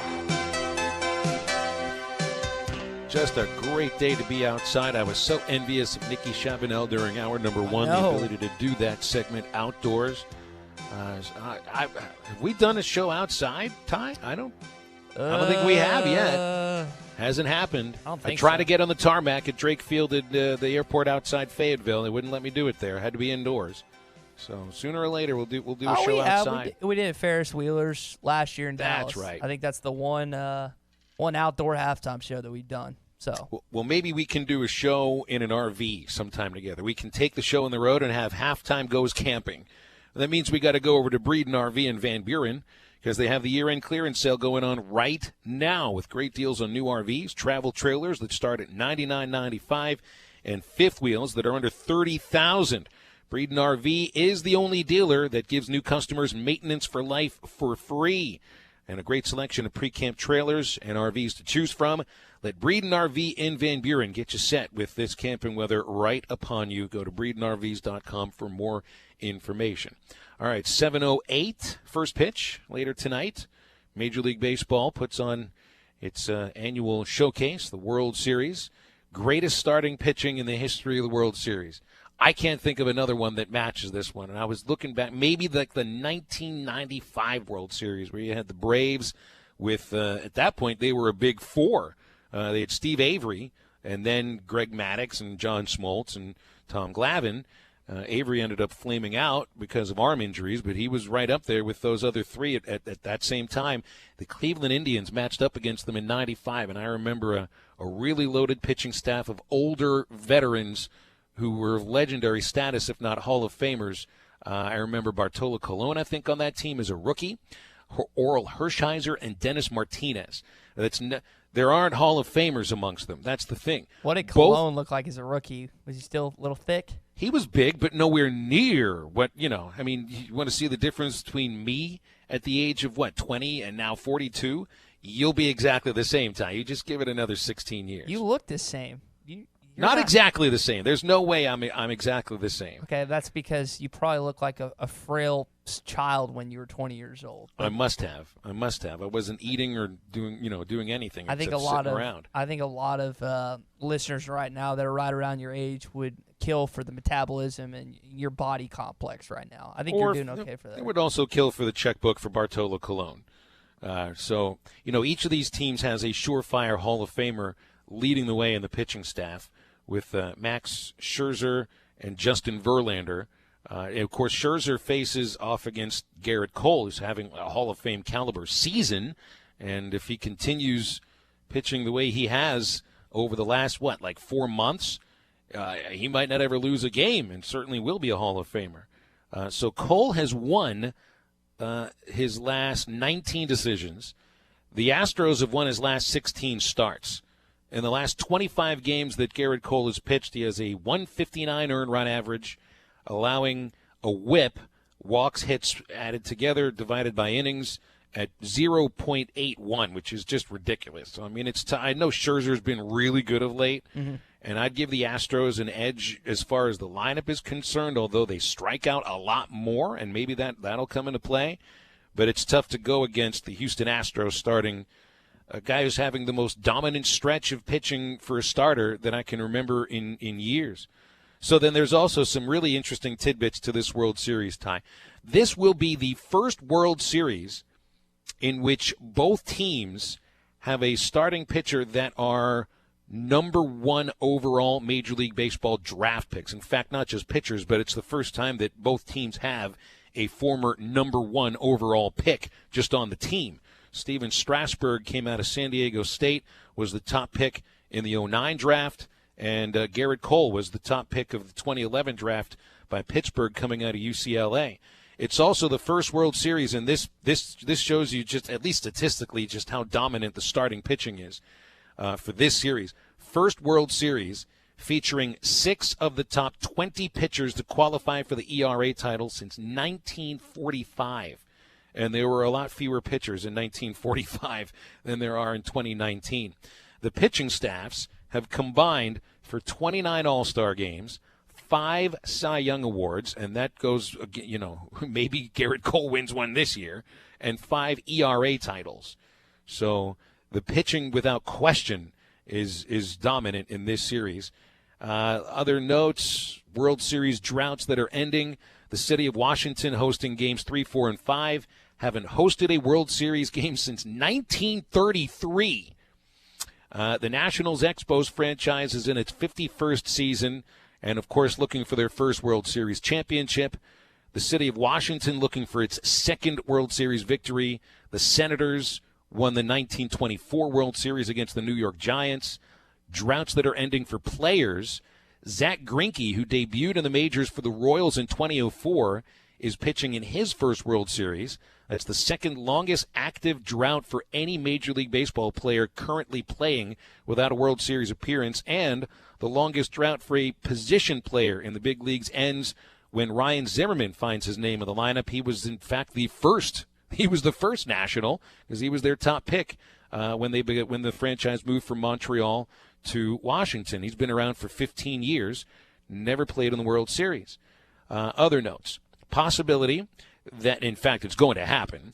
You're going to see teammates pitch against each other that had been teammates for another World Series contestant, and now will face each other, and that's only happened one time before. So Justin Verlander, Max Scherzer, and Anibal Sanchez were on the 2012 Tigers. They were a great rotation, and now Verlander with the Astros, Scherzer and Sanchez making up half of the rotation for the Nationals. So when they face, if Verlander faces either Scherzer or Sanchez, it'll be just the second time that teammates who were with one World Series team face off against each other later for totally different teams. All right, you think the Nationals have an edge, Ty? They've won their last 6 postseason games. You think that helps them going in with a lengthy layoff?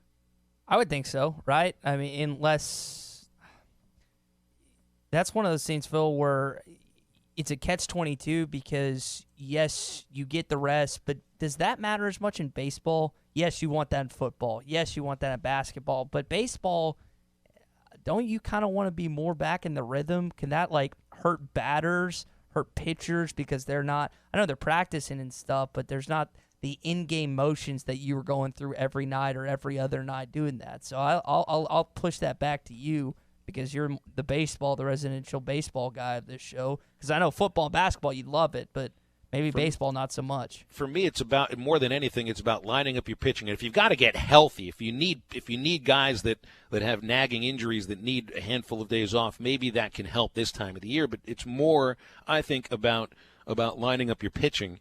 And Washington was able to do that. Now, the Astros, I think, would have been hurt if their ALCS would have gone to a 7th game, because then they would have had to start Garrett Cole, and I think they would have much rather had Cole open the World Series. And it's not like Verlander got knocked around in one game by the Yankees. Is it 5? But it's not like he can't go out there and throw a gem. It's Justin freaking Verlander.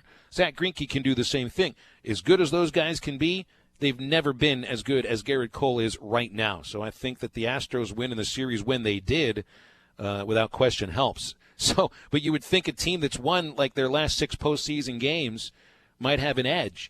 So the Nationals are the 4th team since baseball went to a multi-divisional format.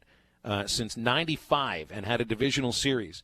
Since 1995, fourth team to enter the World Series by winning their last 6 postseason games. The 2014 Royals, the 2007 Rockies, and the 2006 Tigers all lost the World Series. So a lengthy winning streak didn't really mean very much. Yeah, that 2014 Royals, the Game 7 that I got to go to, that was a heartbreaker because Bumgarner comes in the 5th, pitches what looked to be a gem until Gordon hits that shot into short center field. The center fielder misjudges it, the left fielder misjudges it, and he gets to third, and then he pops up Salvador Perez the next play who got hit earlier in that game. I was actually watching that highlight video yesterday, Phil. I think that's the last World Series that I was, well, that and then 2015 when they beat the Mets, that I was like deeply invested in. But I'll turn it on tonight. I'll flick it on tonight, especially since you've been talking about this these pitching dynamics for the last couple of days. Well, and because we'll have to talk about it on the show. I was going to open the show by asking whether or not you're going to watch the World Series game. I don't know if I haven't looked if there's college football on. I know there's no NFL. I know the NBA does start, so there might be other options. And you no longer have to go to bed at 7 at night, to wake up at 3 for the morning show. That is true. And it's a little bummer because Zion Williamson, we hadn't mentioned this yet, he's out 6 to 8 weeks with the torn meniscus. So the Pelicans are in many primetime games those first couple weeks, but they're not going to see what looks to be their heralded rookie in action those first couple weeks. Curious about the dynamics out in L.A., Paul George, Kawhi Leonard, and then obviously with Anthony Davis, LeBron James, and just some other mix-up for other NBA teams. It should be a fun season, but this, again, is not the NBA that I wish I could be a part of, which was the 80s and 90s. Well, the NBA is the only place where Houston and Washington have ever faced each other in a major league postseason. So that happened in 1977 when the Rockets beat the Bullets in an Eastern Conference game. So, I mean, Houston was in the Eastern Conference back then. It'll tell you how long ago that was. That's something, too, because you think – so Houston has always had – when they've had an NFL franchise that has been in the AFC, they've never been to the Super Bowl, and Washington is in the NFC, so it wouldn't have happened there. They don't face each other hockey-wise. Houston, I don't think, has had an NHL team in years. And in baseball, Washington never made the World Series while Houston had a team. So some of these things that's kind of interesting. All right, we'll come back after the break. We're talking basketball with Kevin McPherson, so stay tuned on Halftime. Good coaches win. Great coaches cover. You're listening to Halftime. Great camping weather is just around the corner, so at Breeden RV in Van Buren, we're having our year-end clearance sale right now. Get great deals on new RVs like travel trailers that start at $99.95 and fifth wheels starting under $30,000. Breeden RV is the only dealer that gives our new customers maintenance for life for free. We also have a great selection of pre-camp trailers and RVs to choose from. Now is the time to camp, and now is the time to let Breeden RV in Van Buren show you just how easy it can be. Breeden RV, your home for maintenance for life. Oh, that's an RV. The Ram Power Days event at Williams Chrysler Dodge Jeep Ram in Stigler, Oklahoma is underway. You can now get 0% APR for 60 months plus $2,000 combined bonus cash for up to $10,348 in estimated total value on select all-new 2019 Ram 1500 Laramie Crew Cab 4x4 models. Become one of the many proud and satisfied Ram owners with a great deal this month during Ram Power Days event at Williams Chrysler Dodge Jeep Ram in Stigler. Log on to buywilliams.com for more information. This is Mark Hurst. At Hurst Family Dental Care, October is our anniversary month, and to say thank you for 2 amazing years, we want to give something back to you. If you're a new patient to our office and call during October to schedule a cleaning appointment and mention this ad, we will include a comprehensive exam at no additional cost. If you're one of our existing patients and call during October, we will give you a $100 credit toward any planned treatment. Give us a call at 474-1972 and mention this ad and let us show our appreciation to you. Hurst Family Dental Care, a name you know and a name you can trust. Arkansas Valley Electric Cooperative is excited to introduce Wave Rural Connect, bringing state-of-the-art fiber internet, TV, and phone services right into the homes of all their members. Get amazing fast fiber internet 100 megabits for only $49.95 per month, or 1 gigabit for $79.95 per month. Go to waveruralconnect.com to find out where they're installing in your area, or call 1-833-4WAVE-RC. Arkansas Valley Electric Cooperative and Wave Rural Connect, changing the communities we serve. Littleton's Paintless Dent Repair is your one-stop shop for all repairs. Paintless Dent Repair, door dings, unsightly dents, and hail damage repair, all repaired to like new conditions. With over 1 million repaired vehicles with satisfied customers, Michael Littleton is the expert in paintless repair. Littleton's Paintless Dent Repair conveniently located 3 miles from the Arcoma exit off Highway 112. Or call 479-461-9764. Your #1 Arkansas fan. Do you love crab legs? Then get to the Catfish Kitchen in Van Buren every Tuesday and Saturday night for all-you-can-eat crab legs. Eat all the meaty, delicious crab legs you can hold. Plus all the fixin', coleslaw, beans, and the best hush puppies. Plus your drink, dessert, and ice cream are all included. It's only $44.95. That's all-you-can-eat crab legs every Tuesday and Saturday night from 4 till 8 at the Catfish Kitchen. 727 Fayetteville Road at the top of Logtown Hill, across from the police station in Van Buren. ESPN 95.3.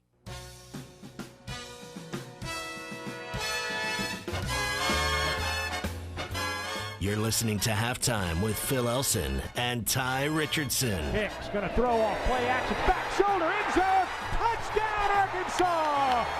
Mike Woods, 13 yards, and Arkansas grabs the lead. It's been a while since we got with Kevin McPherson to talk some basketball. AR Hoop Scoop. He's on the Cherokee Casino hotline with us right now. Kevin, it's been a while. How you doing?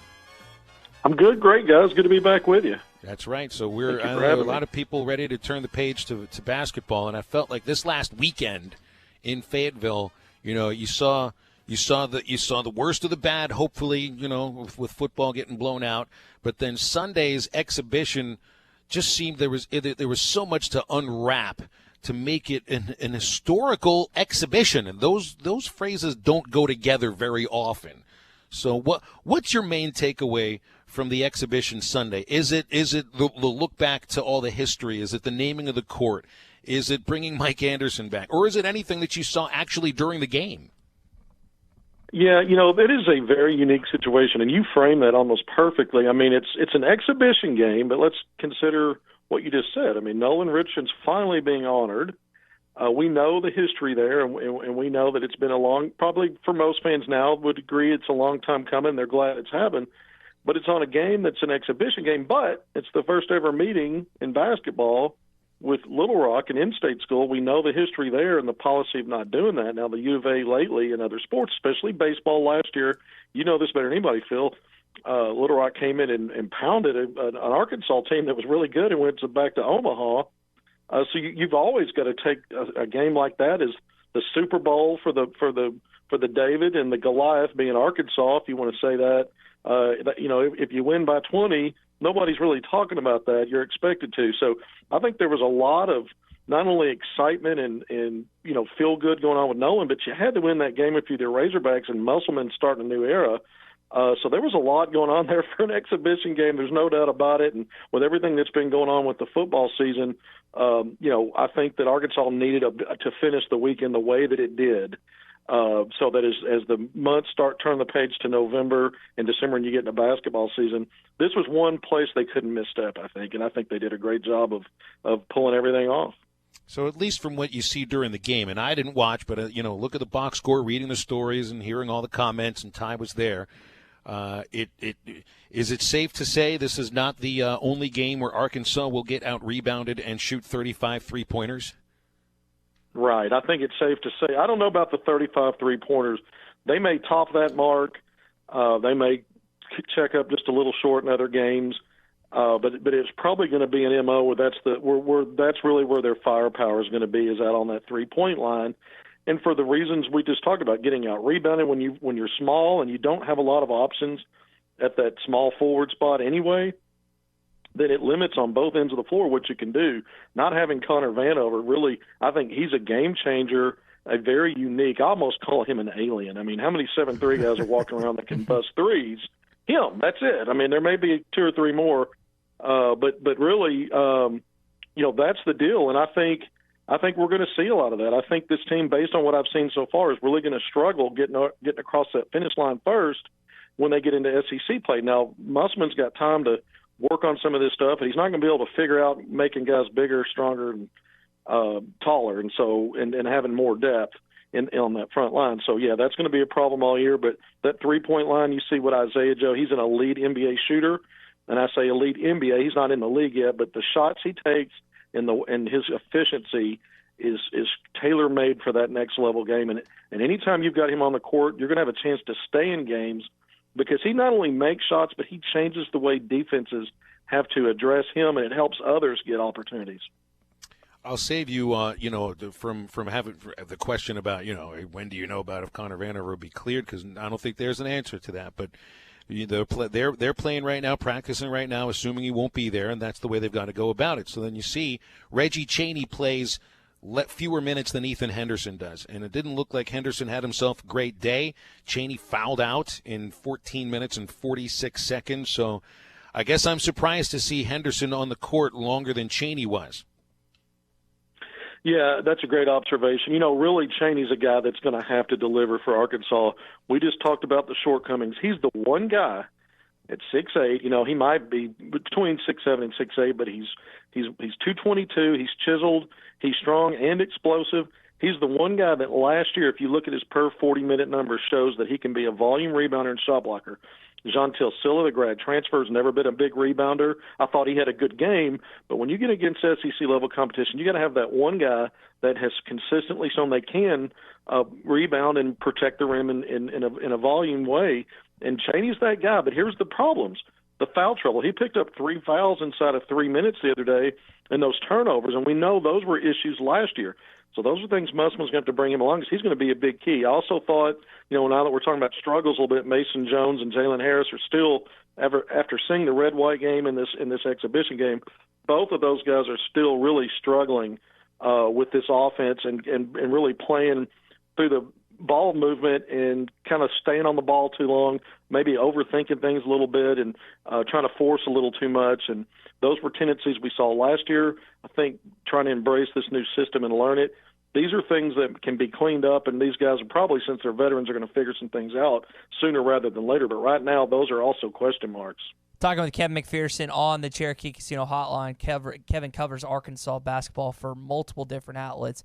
Kevin, I've seen on Rivals, I've seen on 24/7, they're projecting KK Robinson to commit to Arkansas. What's the latest on him? Yeah, he told me after this weekend's official visit that Arkansas was in his either number 1 or 2, and then he told me that the chances that he and Moses Moody will end up at Arkansas were between 70 and 75%. When I've talked to KK and I've talked to his dad, and you can hear the excitement and they're encouraged by that visit, and they say they're 2 or 3 weeks out from making a decision. I think Arkansas is definitely way in the lead for Kalen and KK Robinson. I think Kansas is next. He took an official visit there, as well as TCU and Illinois. But yeah, I think Arkansas is in the driver's seat by far for him. I think Moses Moody, I feel good about Arkansas's chances there. I personally think they're probably in the driver's seat. I think it's close with Arkansas and Michigan.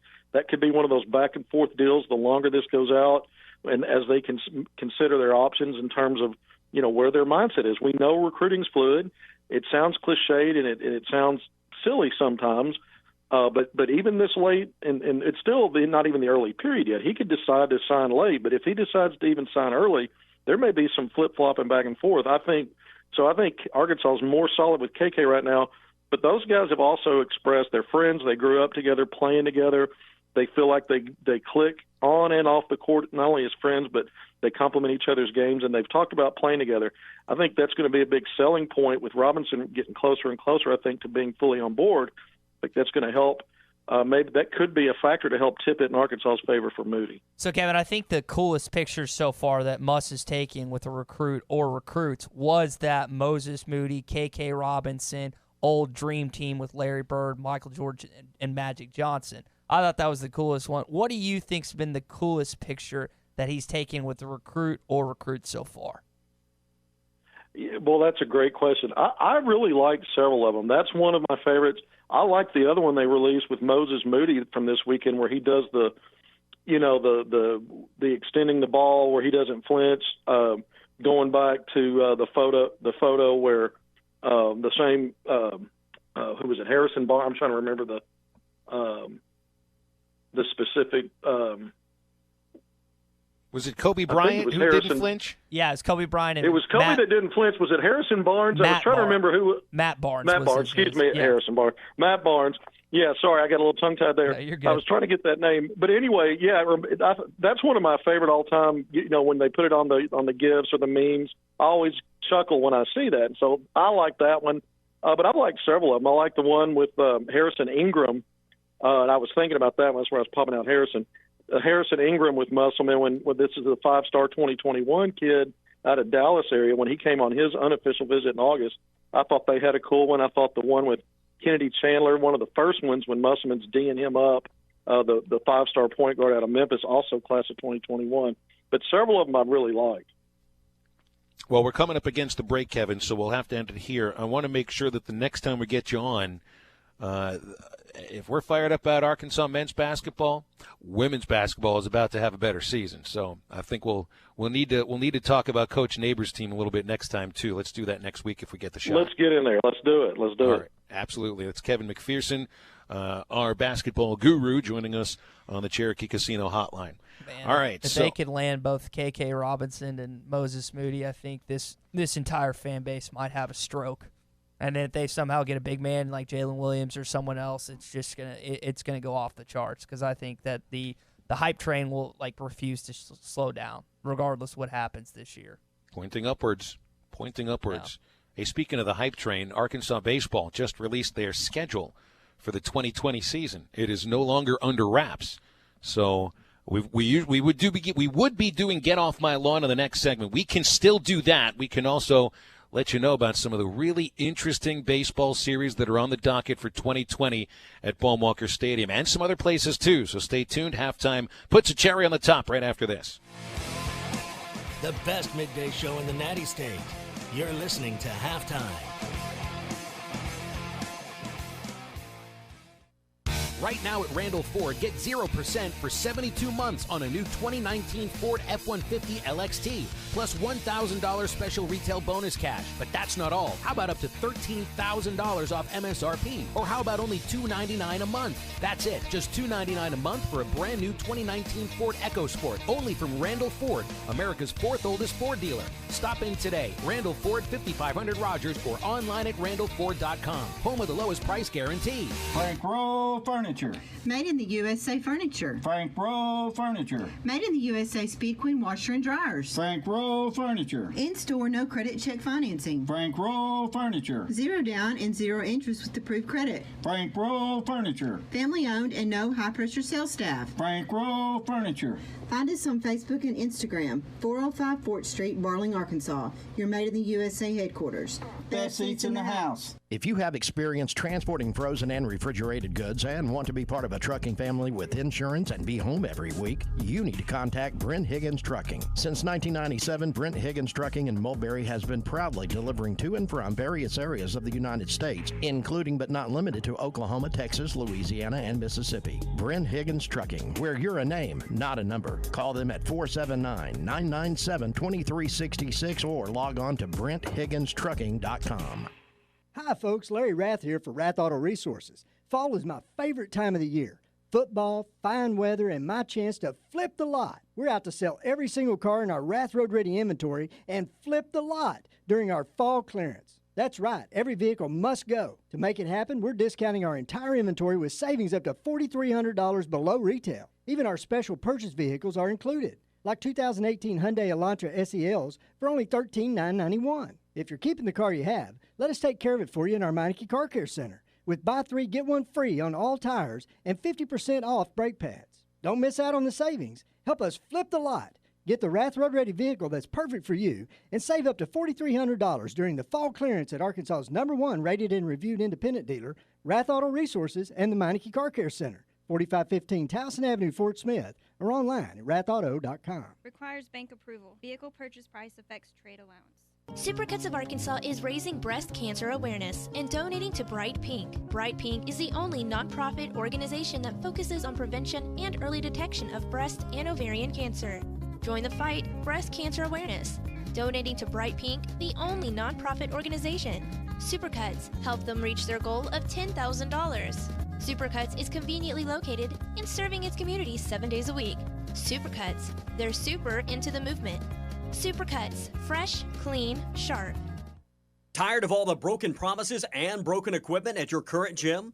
The Fort Smith Athletic Club is the nicest and most well-equipped fitness and tennis club in the area, with a state-of-the-art fitness center, Pilates, fitness classes, personal and group training, and the best tennis facilities in the region. 7 outdoor courts, 5 indoor courts, plus pickleball and racquetball courts. And free child care is included.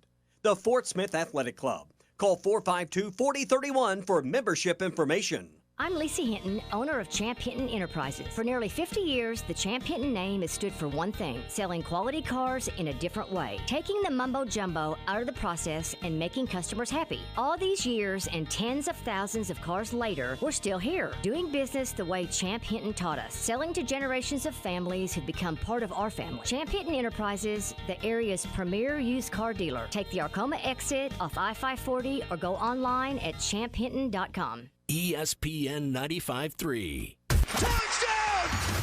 Halftime is brought to you by Supercuts, who supports local teams. Supercuts. We're super into the movement. Yeah, they got it going on.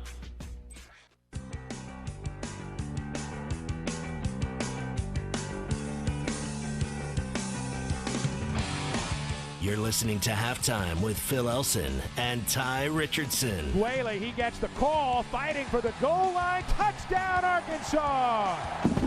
Devwa Whaley goes the final yard as the Hogs mark 64 yards in 10 plays to take the lead.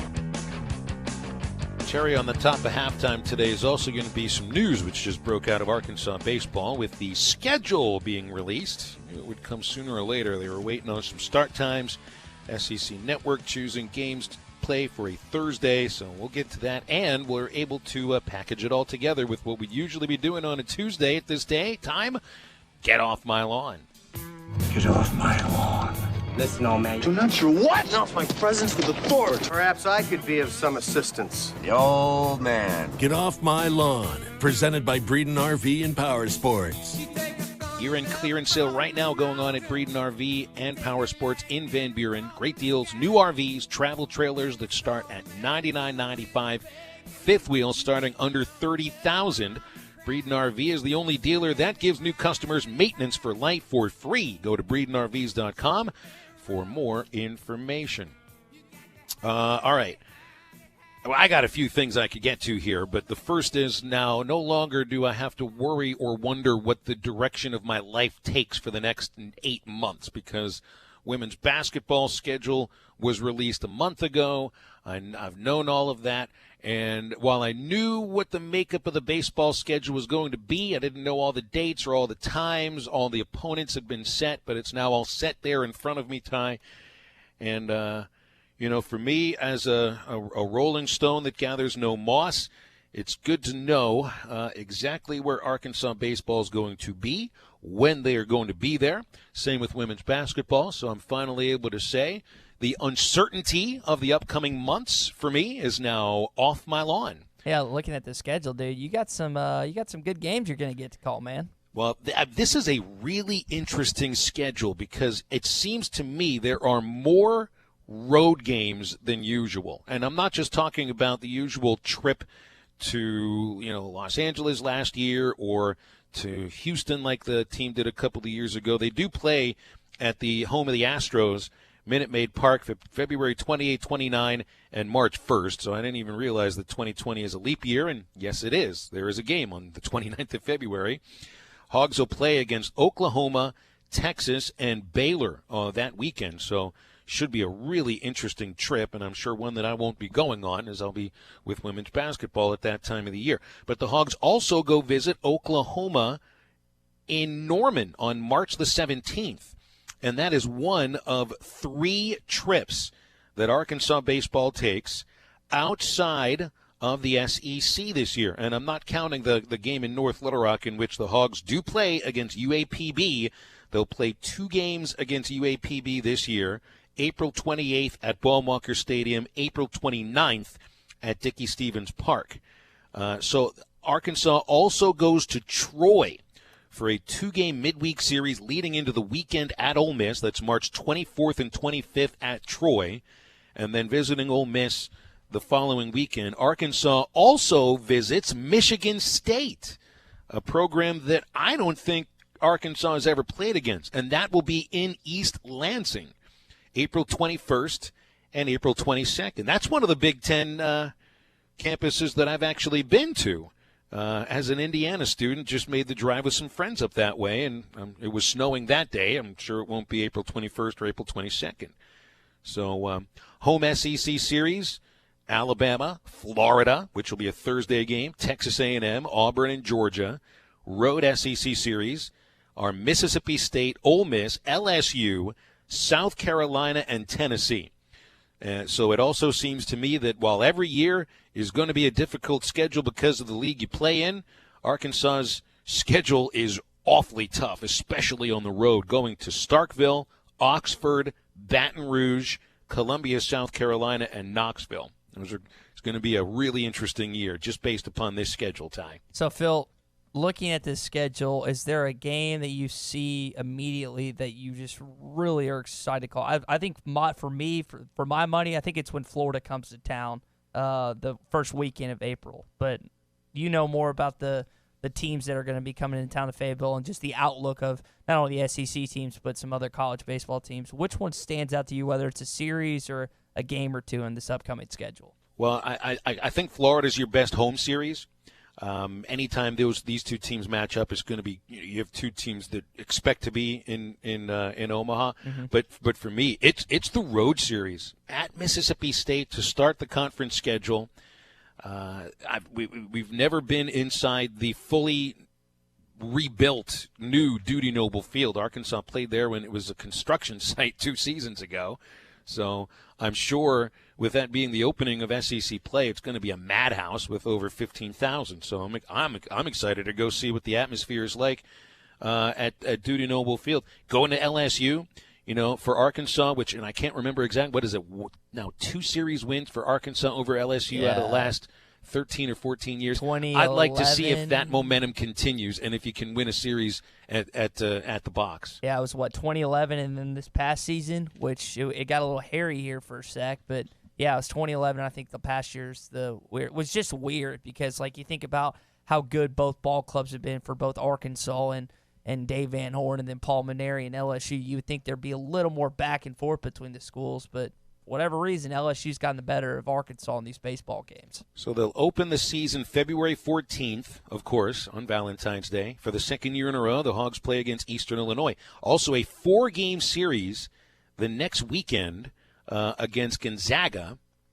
Also home games against Illinois State, South Alabama, Grand Canyon. Oral Roberts will visit on March 31st. Arkansas is making it an annual game against UALR, April 7th at Baum Walker. Missouri State, so you get a game against the regional rival out of conference on April 14th. And then the UAPB series. It's going to be a series this year at Baum Walker the 28th of April, and then in North Little Rock on the 29th. Great-looking schedule, and it just came out about 15 minutes ago. Yeah, pretty cool. All right, man, I'm going to get into something that I'm not too excited about. If you were watching Monday Night Football last night, Jets and Pats, man, Pats just blew them out. But what I'm going to point to was the trailer that premiered last night during the game, and it was the new Star Wars movie. Have you watched the new – and I'm not talking about the off-brand, the Solo, the Rogue One. I'm talking about the Star Wars 7, 8, and 9. Have you watched those 7 and 8 so far? I have seen 7 and 8. I saw the trailer for The Rise of Skywalker, and I'm excited about it. Are you? I mean, I'll go see that in December when it comes out. I feel like it's expected of anybody my age now because I feel like I've grown up with Star Wars all around me. Yeah, but this series has destroyed it. This element that never needed to take place, that was a complete money grab, that has just ruined the Star Wars franchise. What do you mean it never needed to take place? It had to take place the way that George Lucas drew this thing up. There had to be an end to the story. He knew what he was doing in the 70s. This was built as a story that is an epic that starts in the middle and then goes to the beginning and then finishes at the end. And it's finally playing out that way. Whatever they did, they've just screwed it up. The movies aren't as good. There's no doubt. I don't think it hits the as much of a cultural touchstone now as it was in the late 70s and the 80s. And people will say, and potentially correct, that, episodes 1, 2, and 3 are really what destroyed the franchise, because I think 7 and 8 have been better than 1, 2, and 3 put together. I got to think about that for a sec. You think 7 and 8 of Star Wars, which, again, was the Force Awakens. So you're getting confused here. So when I say episode 1, that's not the original Star Wars. That's the Phantom Menace. Yeah, the Phantom Menace. A New Hope is episode 4, which is correct. The one that's the great, 4, 5, and 6. A New Hope, Empire Strikes Back, Return of the Jedi can't be beaten. Yeah. Cannot. They are the best of the franchise. I'd go with 7 and 8 after that. I didn't hate 1, 2, and 3, and it was going to be really hard to pull off Revenge of the Sith, because I think there were so many expectations heading into what a lot of people thought was the final movie. But these the Force Awakens wasn't terrible. I was talking to John a little bit about this last night, but the 8th movie was just bad. And I just think the franchise itself has been just taken in almost to, like, not the gutter necessarily, but this was such a prestigious thing. Star Wars was so cool, and then all of a sudden it's just it's just not the same for me. And I'm barking up the tree that I would have thought you would, be an older gentleman, dude. Look, I'm 24. Here's what I'm saying. My movie, man. These are not as good as the ones that I grew up with. But to make it seem like it's just a money grab now and it wasn't a money grab then is incorrect, because there was just as much of a money grab surrounding Empire Strikes Back as there could have been. They just didn't necessarily have the theme parks built yet, or the cruise ships with, Disney didn't have ownership on it yet, so they couldn't maximize the potential of earning power, but they still had Kenner action figures that were sold all across the world. But this has been a money grab since the get-go. Okay, maybe that's not the right word, but there was an aura, a prestige around the older movies, and even around 1, 2, and 3. And I'm not going to compare those to 4, 5, and 6, but 7, 8, and maybe 9, they're not even in the same ballpark. There's your baseball reference. But maybe 9 will be spectacular, and I'll just get to completely take away what I've said to this point today, but I don't see that happening. It's funny too, because the trailer says, now the story ends, and you're like, well, maybe this story ends, but you'll have dozens of other stories in the quote-unquote Star Wars universe to continue going. We'll continue with a halftime universe tomorrow, so stay tuned with us. For Ty, I'm Phil. Get up, get out, and get better.